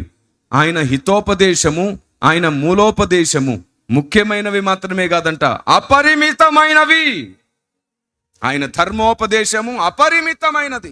దాన్ని తెలుసుకోవడానికి చూడండి, మన చమత్కారం కాదు కావలసింది, మన మోకాళ్ళ జీవితం కావాలి. ఒక్క దూత ఇన్ని లక్షల మందిని హతమార్చగలుగుతాడు, కానీ అందరూ కలిసి ఆ ఒక్కరిని ఎదిరించడం మాత్రం కుదరట్లేదు. ఎందుకంటే వాడి దగ్గర ఎన్ని రకాల న్యాయాలు ఉన్నాయో తెలుసా? వాడు ఎన్ని రకాలుగా పోరాటం చేస్తాడో తెలుసా? వాడు ఎన్ని రకాలుగా మనల్ని కట్టడి చేస్తాడో తెలుసా? వాడి మాటలు వింటుంటే దేవుడే అన్యాయస్తుడేమో అనుకున్నారంట కొందరు దేవదూతలు. హలో, విన్నారా ఈ మాట? వాడి మాటలు విని పరలోకములో ఉన్న దేవదూతలు చివరికి దేవుడే అన్యాయస్తుడు అని చెప్పి, సాతాను మహాప్రభో నువ్వే న్యాయం గలవాడని వాడు వెంట వెళ్ళిపోయారంట. వాళ్ళందరినీ దేవుడు ఏం చేశాడు? విచిత్రం, దేవుణ్ణి అన్యాయస్తుడని నిరూపించేంత బుద్ధిమంతుడంటే వాడు, అంత తెలివి ఉందంటే అర్థం చేసుకోండి మనుషులు ఏ పాటి వాళ్ళం మనం. మహాపరిశుద్ధుడు, అత్యంత ఉన్నతుడు. ఈ భూమి మీద న్యాయం అంటేనే దేవుడు, ప్రేమ అంటేనే దేవుడు, జ్ఞానం అంటేనే దేవుడు, సత్యం అంటేనే దేవుడు, వెలుగంటేనే దేవుడు. అలాంటి ఆయననే తప్పుడుగా చిత్రీకరించి ఎందరో దేవదూతల్ని వాడితో పాటు ఈడ్చుకొని పోయేంత బుద్ధిమంతుడు వాడు. అంత భయంకరమైన తెలివి వాడిది. న్యాయాన్నే కలిపి చెరిపేసి నిన్ను కూడా చెరపగల సమర్థుడు వాడు. దేవుని ప్రజ, అంత భయంకరుడు వాడు.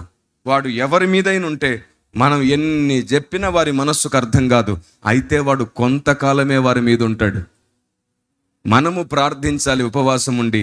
అట్టిది అప్పుడు వారిని విడిచిపెట్టిపోయినప్పుడు గుండెలు బాదుకొని ఏడుస్తారు. అయ్యో, ఆత్మదేవుని స్వరం వినలేకపోయాం, అయ్యయ్యో సాతాను మాయలో పడిపోయాం. పేతురు దేవుడు ఎవరో నాకు తెలియదు, క్రీస్తు ఎవరో నాకు తెలియదు అన్న తర్వాత మేలుకొంటాడు కదా. ఎందుకంటే దేవుడు కోడి గోయగానే నీకు అర్థమైపోతుంది అన్నాడా? అర్థమైపోయింది. అప్పుడు ఏం చేశాడు? పశ్చాత్తాపడ్డాడు, గుండెలు బాదుకుని ఏడిచాడు. దుష్టుడు ఎవరిలో? యూదా లోపట వెళ్ళినప్పుడు వెండి నాణ్యాలకు ఆయనకు అమ్మేశాడు. ఎప్పుడైతే దుష్టుడు యూదాలోంచి వెళ్ళిపోయాడో తిరిగి ఆ వెండి నాణ్యాలు 30 వెండి నాణ్యాలు ఇచ్చేసి నాకు వద్దు, ఆయన విడిచిపెట్టేయండి అన్నాడు కదా. పశ్చాత్తాపడి గుండెలు బాదుకున్నాడు కదా. కానీ ఏం జరిగింది? దుష్టుడు లోపటున్నంత వరకు కఠినత్వం ఉంటుంది. యూదాకి క్రీస్తు అన్యాయస్తుడిగా కనబడ్డాడు. ఆయన చేసేదంతా తప్పండి అన్నాడు. యూదులను విడిపించే రాజుగా ఉండాలి, కానీ ఎంతసేపు బీదలను కనికరించమంటాడు, నీతి బోధలు అంటాడు, సహించమంటాడు, తట్టుకోమంటాడు. ఏమిటండినా అని చెప్పి యూదాకి సరి అనిపించలేదు. ఎందుకంటే యూదా దృష్టిలో రాజు అంటే యూదులకు రాజుగా ఉండి అప్పుడున్నటువంటి రోమీయుల చేతుల నుంచి, హేరోదు చేతుల నుంచి, వాళ్ళందరి చేతుల నుంచి విడిపించేవాడుగా యూదా నమ్ముతున్నాడు. అది యూదా నమ్మకం. కానీ నిజానికి ఆయన రాజ్యం ఈ లోక సంబంధమైంది కాదు అని ఉన్నాడు. ఆ విషయం యూదాకు అర్థం కాలేదు, జీర్ణం కాలేదు. దుష్టుడు చేరిన తర్వాత ఇంకా అది హెచ్చయిపోయింది. కానీ ఏ రోజైతే దుష్టుడు అతన్ని విడిచిపెట్టాడో గుండెలు బాదుకొని పశ్చాత్తాపంతో ఏం చేశాడు? చివరికి ఊరేసుకున్నాడు. అయ్యో దేవుని ప్రజ, గుర్తించండి, దేవుని ఆలోచన విధానం ఏమిటో అర్థం చేసుకోండి. చిన్నదాన్ని పెద్దదాన్ని అపార్థాలు చేసుకుంటూ వెళ్ళకండి. ఈరోజు పరిశుద్ధాత్మదేవుడు మీతో చెబుతున్నాడు, దేవుని ఆలోచన విధానంతో దేవుణ్ణి అర్థం చేసుకోగలుగుతాం మనం. దేవునికి స్తోత్రం కలుగునుగాక. వాడు ఈ లోకంలో ఎన్నో చేస్తున్నాడు. మీకు తెలుసా, ఇప్పుడు పరలోక గతం అనే దాంట్లో మీకు ఒక చిన్న పాయింట్ చెప్తాను. పరలోకంలో జరిగిపోయిన గతం మనం ఎలా గుర్తుపట్టాలి? పాయింట్ నెంబర్ 1, జరిగిపోయిన సంగతులు మనకెలా తెలుస్తుంది? ఇక్కడేవో ఆశ్చర్యమైన సంగతి సార్వత్రిక సంఘానికి చెప్పాలనుకుంటున్నాను. ఆ జరిగిపోయిన గతంలో సగం దేవుడు ఈ సాతాను వల్లే మనకు అర్థమయ్యేటట్లు చేయాలనుకున్నాడు. వీడి చర్యలను మనం గుర్తించడం ద్వారా కూడా మనం తెలుసుకోగలుగుతున్నాం పరలోకంలో ఏం జరిగిందో. ఎందుకంటే వీడికి స్వయంగా ఏది చేసే శక్తి లేదు. వీడు పరలోకంలో కొన్ని వందల వేల కోట్ల సంవత్సరాలు ఉన్నాడు కదా, అక్కడున్నదే వాడు ఇక్కడ చేస్తున్నాడు. సూర్యుని క్రింద కొత్తదేది లేదు అన్నట్టుగా అక్కడున్నదే ఇక్కడ చేస్తున్నాడు. ఉదాహరణకి చెప్తున్నాను, అక్కడ కుమారుడు హెచ్చించబడ్డాడు, కుమారుడు వెలుగై కనబడ్డాడు. అక్కడ కుమారుడు అనేకుల మీద నాయకుడై ఉన్నాడు. వాడు ఈ భూమి మీదకి వచ్చేసాడు. ఆయన వెలుగు కదా అని చెప్పి వీడు కూడా వెలుగు వేషం వేసుకున్నాడు. అంతెందుకు, క్రీస్తు ఏమన్నాడు? నేను చివరి దినాల్లో, అంత్య దినాల్లో రాబోతున్నాను. వాడు కూడా అబద్ధ క్రీస్తుగా మీ మధ్యలోనికి వస్తాడు. సేమ్ అనమాట, కుమారునిలాగే ప్రతిదీ చేస్తున్నాడు. వాడు అక్కడ జరిగిందే ఇక్కడ ఇంకొకటి ప్రతిరూపకంగా చేస్తున్నాడు. సేమ్ అక్కడ జరిగిందే ఇక్కడ వాడు కల్పిస్తున్నాడు. అక్కడ జరిగినవి ఇక్కడ వాడు చాలా చేస్తున్నాడు. మనమేం చేస్తున్నావో తెలుసా? అది వాడు చేసినది కాబట్టి మాకు అవసరం లేదంటున్నావు. తప్పు. సాతాను తంత్రములు కూడా మనకు తెలియాలి. అప్పుడే పరలోకంలో జరిగింది కూడా మనకు తెలుస్తుంది. ఇటు దేవుడు చెప్పడమే కాదు, లోకంలో జరిగే వాటిని కూడా అదృశ్య లక్షణాలు బోధిస్తున్నాయి. ఎక్కడుంది మాట? రోమాపత్రిక 1వ అధ్యాయము 20వ వచనం. ఈరోజు నేను మీ మధ్యలో చేస్తున్న వాక్య సేవ, వాక్యంలో ఉన్న సేవ గమనించి చూడండి ఒకసారి. రోమాపత్రిక 1వ అధ్యాయము 20వ వచనాన్ని మీరు గమనిస్తే, సృష్టింపబడిన వాటిలో కూడా దేవుని అదృశ్య లక్షణాలు కనబడుతున్నాయంట. చదువుతున్నారు, వినండి. ఆయన అదృశ్య లక్షణములు అనగా ఆయన నిత్యశక్తియు దేవత్వమును జగదుత్పత్తి మొదలుకొని సృష్టింపబడిన వస్తువులను ఆలోచించుట వలన తేటపడుచున్నవి గనుక వారు నిరత్తులై ఉన్నారు. చూసారా? కాబట్టి ఈ సమస్త సృష్టిలో దేవుని అదృశ్య లక్షణాలు ఉన్నాయి. యెహెజ్కేలు గ్రంథం 28వ అధ్యాయాన్ని మీరు గమనిస్తే మీరు చూడండి ఒకసారి, వాడు ఎంత జ్ఞానం గలవాడు ఒకటి రాయబడింది. యెహెజ్కేలు గ్రంథం 28వ అధ్యాయం 2-3 వచనాలు. నరపుత్రుడా, తూరు అధిపతితో ఇలాగు ప్రకటింపుము, ప్రభువు యెహోవా సెలవిచ్చినదేమనగా, గర్విష్ఠుడివై నేను ఒక దేవతనైనట్టు సముద్రము మధ్యను నేను ఆశ్రుడైనానని అనుకునుచున్నావు. నువ్వు దేవుడవు కాక మానవుడివై ఉండియు దేవునికి తగినంత అభిప్రాయం కలిగి ఉన్నావు. నీవు దానియేలు కంటే జ్ఞానవంతుడవు. 12వ వచనం చూడండి ఒకసారి. అదే అధ్యాయం 12వ వచనం. నరపుత్రుడా, తూరు రాజును గూర్చి అంగలార్పవచనమెత్తి ఇలాగు ప్రకటింపుము, ప్రభువైన యెహోవా సెలవిచ్చినదేమనగా, పూర్ణ జ్ఞానమును. ఏమిటి? హలో, పూర్ణ జ్ఞానం అంట. వాడికి ఏ జ్ఞానం ఉన్నది? పూర్ణ జ్ఞానం అంట. నెక్స్ట్, సంపూర్ణ సౌందర్యమునకు గల కట్టడమునకు మాదిరివి, దేవుని తోటకు ఏదేనులో నీ ఉంటివి, మాణిక్యమును. వీడు దేవునితో ఉన్నాడంట, అందుకు వీడికి పూర్ణ జ్ఞానం వచ్చింది. కాబట్టి పరలోకంలో ఉన్న చట్టములు వీడికి బాగా తెలుసు, పరలోక న్యాయములు వీడికి బాగా తెలుసు, పరలోకంలో ఉన్న జ్ఞానం వీడికి బాగా తెలుసు. అయితే వీడికి దేవుడు దాచిన జ్ఞానము, దేవుడు దాచిన మర్మము, దేవుడు దాచిన వ్యూహం మాత్రం తెలియదు. దాన్ని నీకు బోధించుట ద్వారా నీవు వ్యూహితగా మారబోతున్నావు. ఆయన అన్నాడు, వ్యూహిత సైన్య సమభీకర రూపిణి. అంటే సాతానుకు కూడా తెలియని సంగతులు ఎవరికి తెలియాలి? మనందరికీ తెలియాలి. అప్పుడు మనం వాడిని గెలవబోతున్నాం, అప్పుడు వాడిని మనం సాధించబోతున్నాం. సాతానుకు కూడా అర్థం కాని సంగతులు నీకు అర్థం కావాలంటే ఎంతసేపు అప్పులు పోవాలి, కష్టాలు పోవాలి, రోగాలు పోవాలి, గర్భఫలం రావాలి, స్వస్థతలు, అద్భుతాలు, ఆశ్చర్యాలు, కష్టాలు, కన్నీళ్లు, బాధలు, ఇటువైపే నువ్వు పరిగెడితే వాడికి కూడా తెలియకుండా దేవుడు దాచిన మహోన్నతమైన సంగతులు నీకెప్పుడు అర్థమవుతాయి? నువ్వు దేవుని రాజ్యాన్ని, నీతిని వెతకడం మానే నీకు కావలసిందే వెతుకుతున్నావే. చదువుకునేవాడేమో మార్కులు వెతుకుతాడు, పని చేసేవాడేమో ఆశీర్వాదాలు, అద్భుతాలు వెతుకుతాడు. ఇంట్లో ఉన్న వాళ్ళకేమో స్వస్థతలు, అద్భుతాలు కావాలి. ప్రార్థనా గదిలో ఉన్నవాడికేమో కోరికలు తీరాలి. ఎంత దౌర్భాగ్యపు నియమాన్ని మనం భక్తి అంటున్నామో చూడండి ఒకసారి. నేను కాదు మాట్లాడుతున్నది, ఆత్మదేవుని ఉద్దేశమే మీతో మాట్లాడుతున్నాను. ఇంతటి ఉన్నతమైన సంగతులు చెప్పుటకు నేను కాదు యోగ్యుడను, నా తల మీద ఉన్న అభిషేకమే మీతో మాట్లాడుతున్నది. దేవునికి స్తోత్రం కలుగును గాక. Praise the lord. అవును, మనమందరము ఎక్కడో చోట అభాగ్యులమై ఉన్నప్పటికీ మనల్ని భాగ్యవంతులుగా మార్చడానికి వచ్చింది దేవుని ఆలోచన విధానం.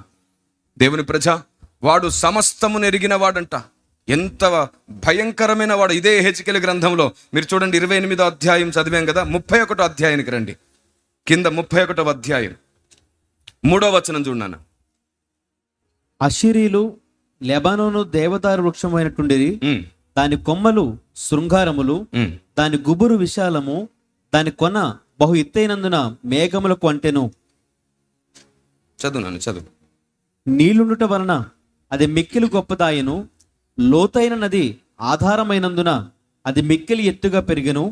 అది ఉండు చోటున ఆ నది కాలువలు పారుచు పొలములోను చెట్టన్నిటికి ప్రవహించెను. కాబట్టి అది ఎదిగి 10వ వచనం నుంచి చూడన్న. కావున ప్రభువైన యెహోవా ఈ మాట సెలవిచ్చుచున్నాడు, నీ ఎత్తును బట్టి నీవు అతిశయపడితివి. తన కొన మేఘములు అంటజేసి తన ఏమిటంటే వాడు ఎంత శక్తిమంతుడంట, వాడి శక్తి ఎంత గొప్పదంటే తెలుసా? పరలోక రాజ్యములో ఉన్న ఆకాశమునకు, ఇదిగో వినండి, ఒక మర్మం చెప్తున్నాను వినండి జాగ్రత్తగా. హలో, ఒక మర్మం చెబుతున్నాను. ఆత్మదేవుని సెలవుతో ఒక ముఖ్యమైన సంగతి చెబుతున్నాను వినండి. పరలోక రాజ్యములో ఉన్నటువంటి కోటాను కోట్ల దేవదూతలకు పరలోక రాజ్యం మీద ఉన్నటువంటి మహామేఘ మండలమున పైకి ఎక్కే శక్తి లేదు. హలో, మళ్ళీ చెప్తున్నాను. పరలోక రాజ్యం మీద ఒక మేఘ మండలం ఉన్నది. పరలోక రాజ్యం మీద మేఘములుంటాయి, ఆకాశం ఉంది. ఈ మేఘ మండలమునకు పైగా దేవుని పర్వతం ఉంది, పర్వత కొన ఉంది. ఏ దేవదూత కూడా, ఏ కెరూబు కూడా అంత పైకి ఎక్కే అంత శక్తి ఉండదు. అంత మహామహిమ అక్కడ ఉంటుంది. పరలోకం పైన కూడా మేఘములున్నాయి, పరలోకం పైన ఆకాశం ఉన్నది. ఇది వినడానికి మీకు కొత్తగా ఉండొచ్చు, వింతగా ఉండొచ్చు, కానీ నేను ఆ మాట చెప్పడానికి ముందు ఈ వచనం చదివిస్తున్నాను. వాడంట పరలోక మేఘమును, పరలోక ఆకాశమును అంటుకోగలిగే అంత శక్తి గలవాడు. ఇప్పుడు చదువు నాన్న 10వ వచనం. కావున ప్రభువైన యెహోవా ఈ మాట సెలవిస్తున్నాడు, నీ ఎత్తును బట్టి నీవు అతిశయపడితివి. తన కొన మేఘముల కంటజేసి తన ఎత్తును బట్టి అతను గర్వించెను. కాబట్టి అతని దుష్టత్వమును బట్టి అతన్ని తరిమివేసి జనములలో బలము గల జనములు నేను అతనికి అప్పగించేదను. ఆ జనము అతన్ని తగిన పని చేయను. చూడండి, ఇదే 28వ అధ్యాయానికి వస్తే చాలా స్పష్టంగా అతని గురించి 12వ వచనం నుంచి 17వ వచనం వరకు అతని గురించి పూర్తిగా రాయబడింది. అతని సామర్థ్యత, అతని జ్ఞానం. అందుకే ఇంకొక ప్రాముఖ్యమైన విషయం చెప్పాలి. అతడు ఏమనుకున్నాడంటే తెలుసా? మహోన్నతుని దగ్గరికి వెళ్ళాలనుకున్నప్పుడు, మహోన్నతునితో నన్ను నేను సమానునిగా చేసుకుందును అనుకున్నప్పుడు ఏమన్నాడు తెలుసా? ఆకాశమునకు ఎక్కెదను, మేఘ మండలముల మీదికి ఎక్కెదను, మహోన్నతునితో నన్ను నేను అన్నాడు. అంటే ఇప్పుడు పరలోక రాజ్యం మీద కూడా ఏముంది? ఆకాశం ఉంది, మేఘమండలం. అక్కడికి వెళ్తాను నేను. ఎందుకు వెళ్తావు నువ్వు అక్కడికి? మహోన్నతునితో నన్ను నేను సమానునిగా చేసుకుంటానన్నాడు. అసలు ఈ మహోన్నతుడు ఎక్కడున్నాడు? పర్వతము, పరిశుద్ధ పర్వతం మీద మహోన్నతుడు ఉన్నాడు. అక్కడ ఆయన గుడారం ఉన్నది. అంటే ఇప్పుడు ఈ పర్వతం ఎంత ఎత్తు? పైన మేఘమండలము కంటే కూడా ఎత్తైనది. దాని మీదికి ఎవరు పడితే వారు వెళ్ళలేరు. అందుకంటే అక్కడ అతిథిగా ఉండదగిన వాడు ఎవరుండగలరు? ఆయన అనుమతించిన వాడు తప్ప ఎవడునూ అక్కడికి రాలేడు. అంతటి ఉన్నతమైన పర్వతం అది. ఓ దేవుని ప్రజ, సాతాను గెలవడం అంటే చాలా ఈజీ అనుకుంటున్నటువంటి ఈనాటి అమాయకత్వానికి పరిశుద్ధాత్మ దేవుని స్వరం ఇదిగో. నువ్వు వాన్ని గెలవడానికి నీవు దేవుని జ్ఞానమును నేర్చుకోవాలి. ప్రార్థనా శక్తి, అభిషేకము, వరం ఉంటే సరిపోదు. వాడు కూడా చిన్నగా నవ్వి విడిచిపెడతాడు. ఒక చిన్న నవ్వు నవ్వి విడిచిపెడతాడు, నువ్వేమిట్రా నన్ను బంధిస్తావు అని. అందుకే చెప్తున్నాను, మనుషులను పట్టి దురాత్మలు మాత్రమే మనం బంధించగలం. కానీ సమాజాన్ని, సంఘాన్ని పట్టి పీడిస్తున్న మహా సాతానును, కెరూబును బంధించాలంటే వానికి మించిన జ్ఞానము, వ్యూహము నీ సొంతం అవ్వాలి. అందుకే సంఘమా, నీవు వ్యూహితవై సైన్యమై నిలబడాలి. అది జరగాలంటే ఎఫెసీ 4:11 నెరవేరాలి. మనమందరం ఒక్క విశ్వాసంలోనికి, దేవుని కుమారుని గుర్చిన జ్ఞాన విషయంలోనికి, ఏకత్వంలోనికి రావాలి. అప్పుడు మాత్రమే ఆత్మదేవుడు ఈ భూమి మీద తన చిత్తము సంపూర్ణంగా నెరవేర్చుకోబోతున్నాడు. దేవునికి స్తోత్రం కలుగునుగాక. ఎన్నో సంగతులు మీతో మాట్లాడాను, ఎన్నో నియమాలు మీతో మాట్లాడాను, ఎన్నో హెచ్చరికలు మీ ముందుంచాను, ఎంతో జ్ఞానం మీ ముందుంచాను. మీ ప్రార్థనా జీవితాన్ని, ఆత్మీయ జీవితాన్ని మీరు కట్టుకోవడానికి, రేపు మీరు చనిపోయినా సరే అక్కడ మీకు ఎంతో కొంత మహిమ పెరగగలిగిన ఉన్నత సంగతులు మీ ముందుంచాను. దీన్ని విని విడిచిపెట్టకండి. దేవుని వాక్యాన్ని, దేవుని ఆలోచనను మరలా ధ్యానించండి. ఇంటికి వెళ్ళిన తర్వాత మరలా మోకరించి, దేవాని సంగతులు నాకు అర్థమయ్యేటట్లు చేయమని అడగండి. రేపటి రోజు ఈ ఛానల్లో, మీ లైవ్లో ఉంటుంది కాబట్టి మరలా ఇంకొకసారి దాన్ని వినండి. కూర్చొని అర్థమైనవన్నిటిని రాసుకోండి. ప్రశ్నలు వస్తాయి, తిరిగి అడగండి, నేర్చుకోండి. ఇంతకంటే మిక్కిలి శ్రేష్టమైన సంగతులు మీకు తెలియాలంటే ఇదిగో నేను రాసిన 20 పుస్తకాలలో ఒక 11 పుస్తకాలు మీ మధ్యలో అందుబాటులో ఉన్నాయి. ఒక్క మాట నేను వీటిని పరిచయం చేస్తున్నాను. మొట్టమొదటిగా ఈ 4 పుస్తకాలను మీకు పరిచయం చేస్తున్నాను. వాస్తవానికి ఒకే అధ్యాయం, ఆదికాండం మొదటి అధ్యాయం మీద నేను 700 పేజీల పుస్తకం ఒకటి రాయాల్సి వచ్చింది. స్కాలర్స్, పండితులు, ఎందరో బోధకులు ఇచ్చిన వాక్యానంతో పాటు అందులో ఉన్న ప్రత్యక్షత ఇదిగో అని చెబుతూ ఒకే అధ్యాయం కోసం 700 పేజీల సంగతులను మేము 6 పుస్తకాలుగా ముద్ర వేసాం. అందులో 4 పుస్తకాలు త్వరితంగా ప్రింట్ అయ్యే అవకాశం దొరికింది. ఇంకో 2 పుస్తకాలు ఇప్పుడు ప్రింటింగ్కి సిద్ధమవుతున్నాయి. కాబట్టి ఒకే అధ్యాయం కోసం ఈ 4 పుస్తకాలు మీకు మీ మధ్యలో సిద్ధంగా ఉన్నాయి. దేవుని ప్రజ, నేను మళ్ళీ చెప్తున్నాను, ఆదికాండము మొదటి అధ్యాయం మీద 700 పేజీల పుస్తకాన్ని మేము 6 పుస్తకాలు మార్చి మేము ముందుంచాం. ఈ సంగతులు మీకు అర్థమవుతాయి. మీరు ఈ 4 పుస్తకాలు సంపాదించుకుంటే ఆదికాండంలో ఉన్న దేవుని ప్రణాళిక, దేవుని జ్ఞానం, దేవుని వ్యూహం, దేవుని ఆలోచన, దేవుడు దాచిన మర్మం మీకు అర్థమైపోతుంది. ఈ పుస్తకాల్ని తప్పకుండా సంపాదించుకోండి. వెనకాల మీ కొరకు బుక్ స్టాల్ ఒకటి ఉంచబడింది, వెళ్ళేటప్పుడు వాటిని తప్పకుండా పొందుకోండి. అంత మాత్రమే కాకుండా మరొక అద్భుతమైన పుస్తకం సనాతన సత్య పరిరక్షణ. ఈ పుస్తకంలో 600 ప్రశ్నలకు జవాబులు ఉన్నాయి. క్రైస్తవుడు ప్రసాద్, నీ ముందు మహామహిమతో నీ ప్రతిరూపమై వెలిగే కృప మాకు కావాలి. బలా నమ్మకమైన మంచి దాసుడాని నీ చిత్తం నెరవేర్చుటలోనే మేము అనుభవించాలనుకుంటున్నాం. ఎన్నో గాయాలలో నుండి అనుభవాలు నేర్పించాలనుకుంటే గాయపడి నలిగి విరగడానికి మేము సిద్ధంగా ఉన్నాం. సైన్యమై నీ కొరకు పోరాడడానికి సిద్ధంగా ఉన్నాం. తీవ్రతను సహించి సువర్ణం అవ్వడానికి సిద్ధంగా ఉన్నాం. మా చేయి పట్టి మమ్మల్ని నడిపించమని, చేరిన ప్రతి ఒక్కరి ఎడల మీ దయను విస్తరింపజేయమని ఇంతమంది సేవకులు నాతో కలిసి వేదికను పంచుకున్నారు తండ్రి. వారి ప్రార్థన జీవితం, వారి తల మీద ఉన్న అభిషేకం కూడా నాతో కలిసి పనిచేసిందని నమ్ముతున్నాను. ఏమాత్రం నిర్లక్ష్యము లేక సమయాన్ని తీసుకొని మరి నీ ఆలోచనకు, వాక్యానికి సేవ చేసే అవకాశం ఇచ్చావు. ఇంతమందికి నీ ఉద్దేశాలు ప్రకటించే అవకాశం ఇచ్చావు. స్వభావములో దాగిన చీకటి ఆలోచన గద్దించే అవకాశం ఇచ్చావు. అందుకు నిన్ను స్తుతిస్తున్నా. మహిమ, ఘనత, ప్రభావములు మీరు పొందుకోమని యేసు దివ్యనామంలో ప్రార్థించి బ్రతిమాలుతున్నాను పరమ తండ్రి. ఆమేన్. ఆమేన్. God bless you. Thank you.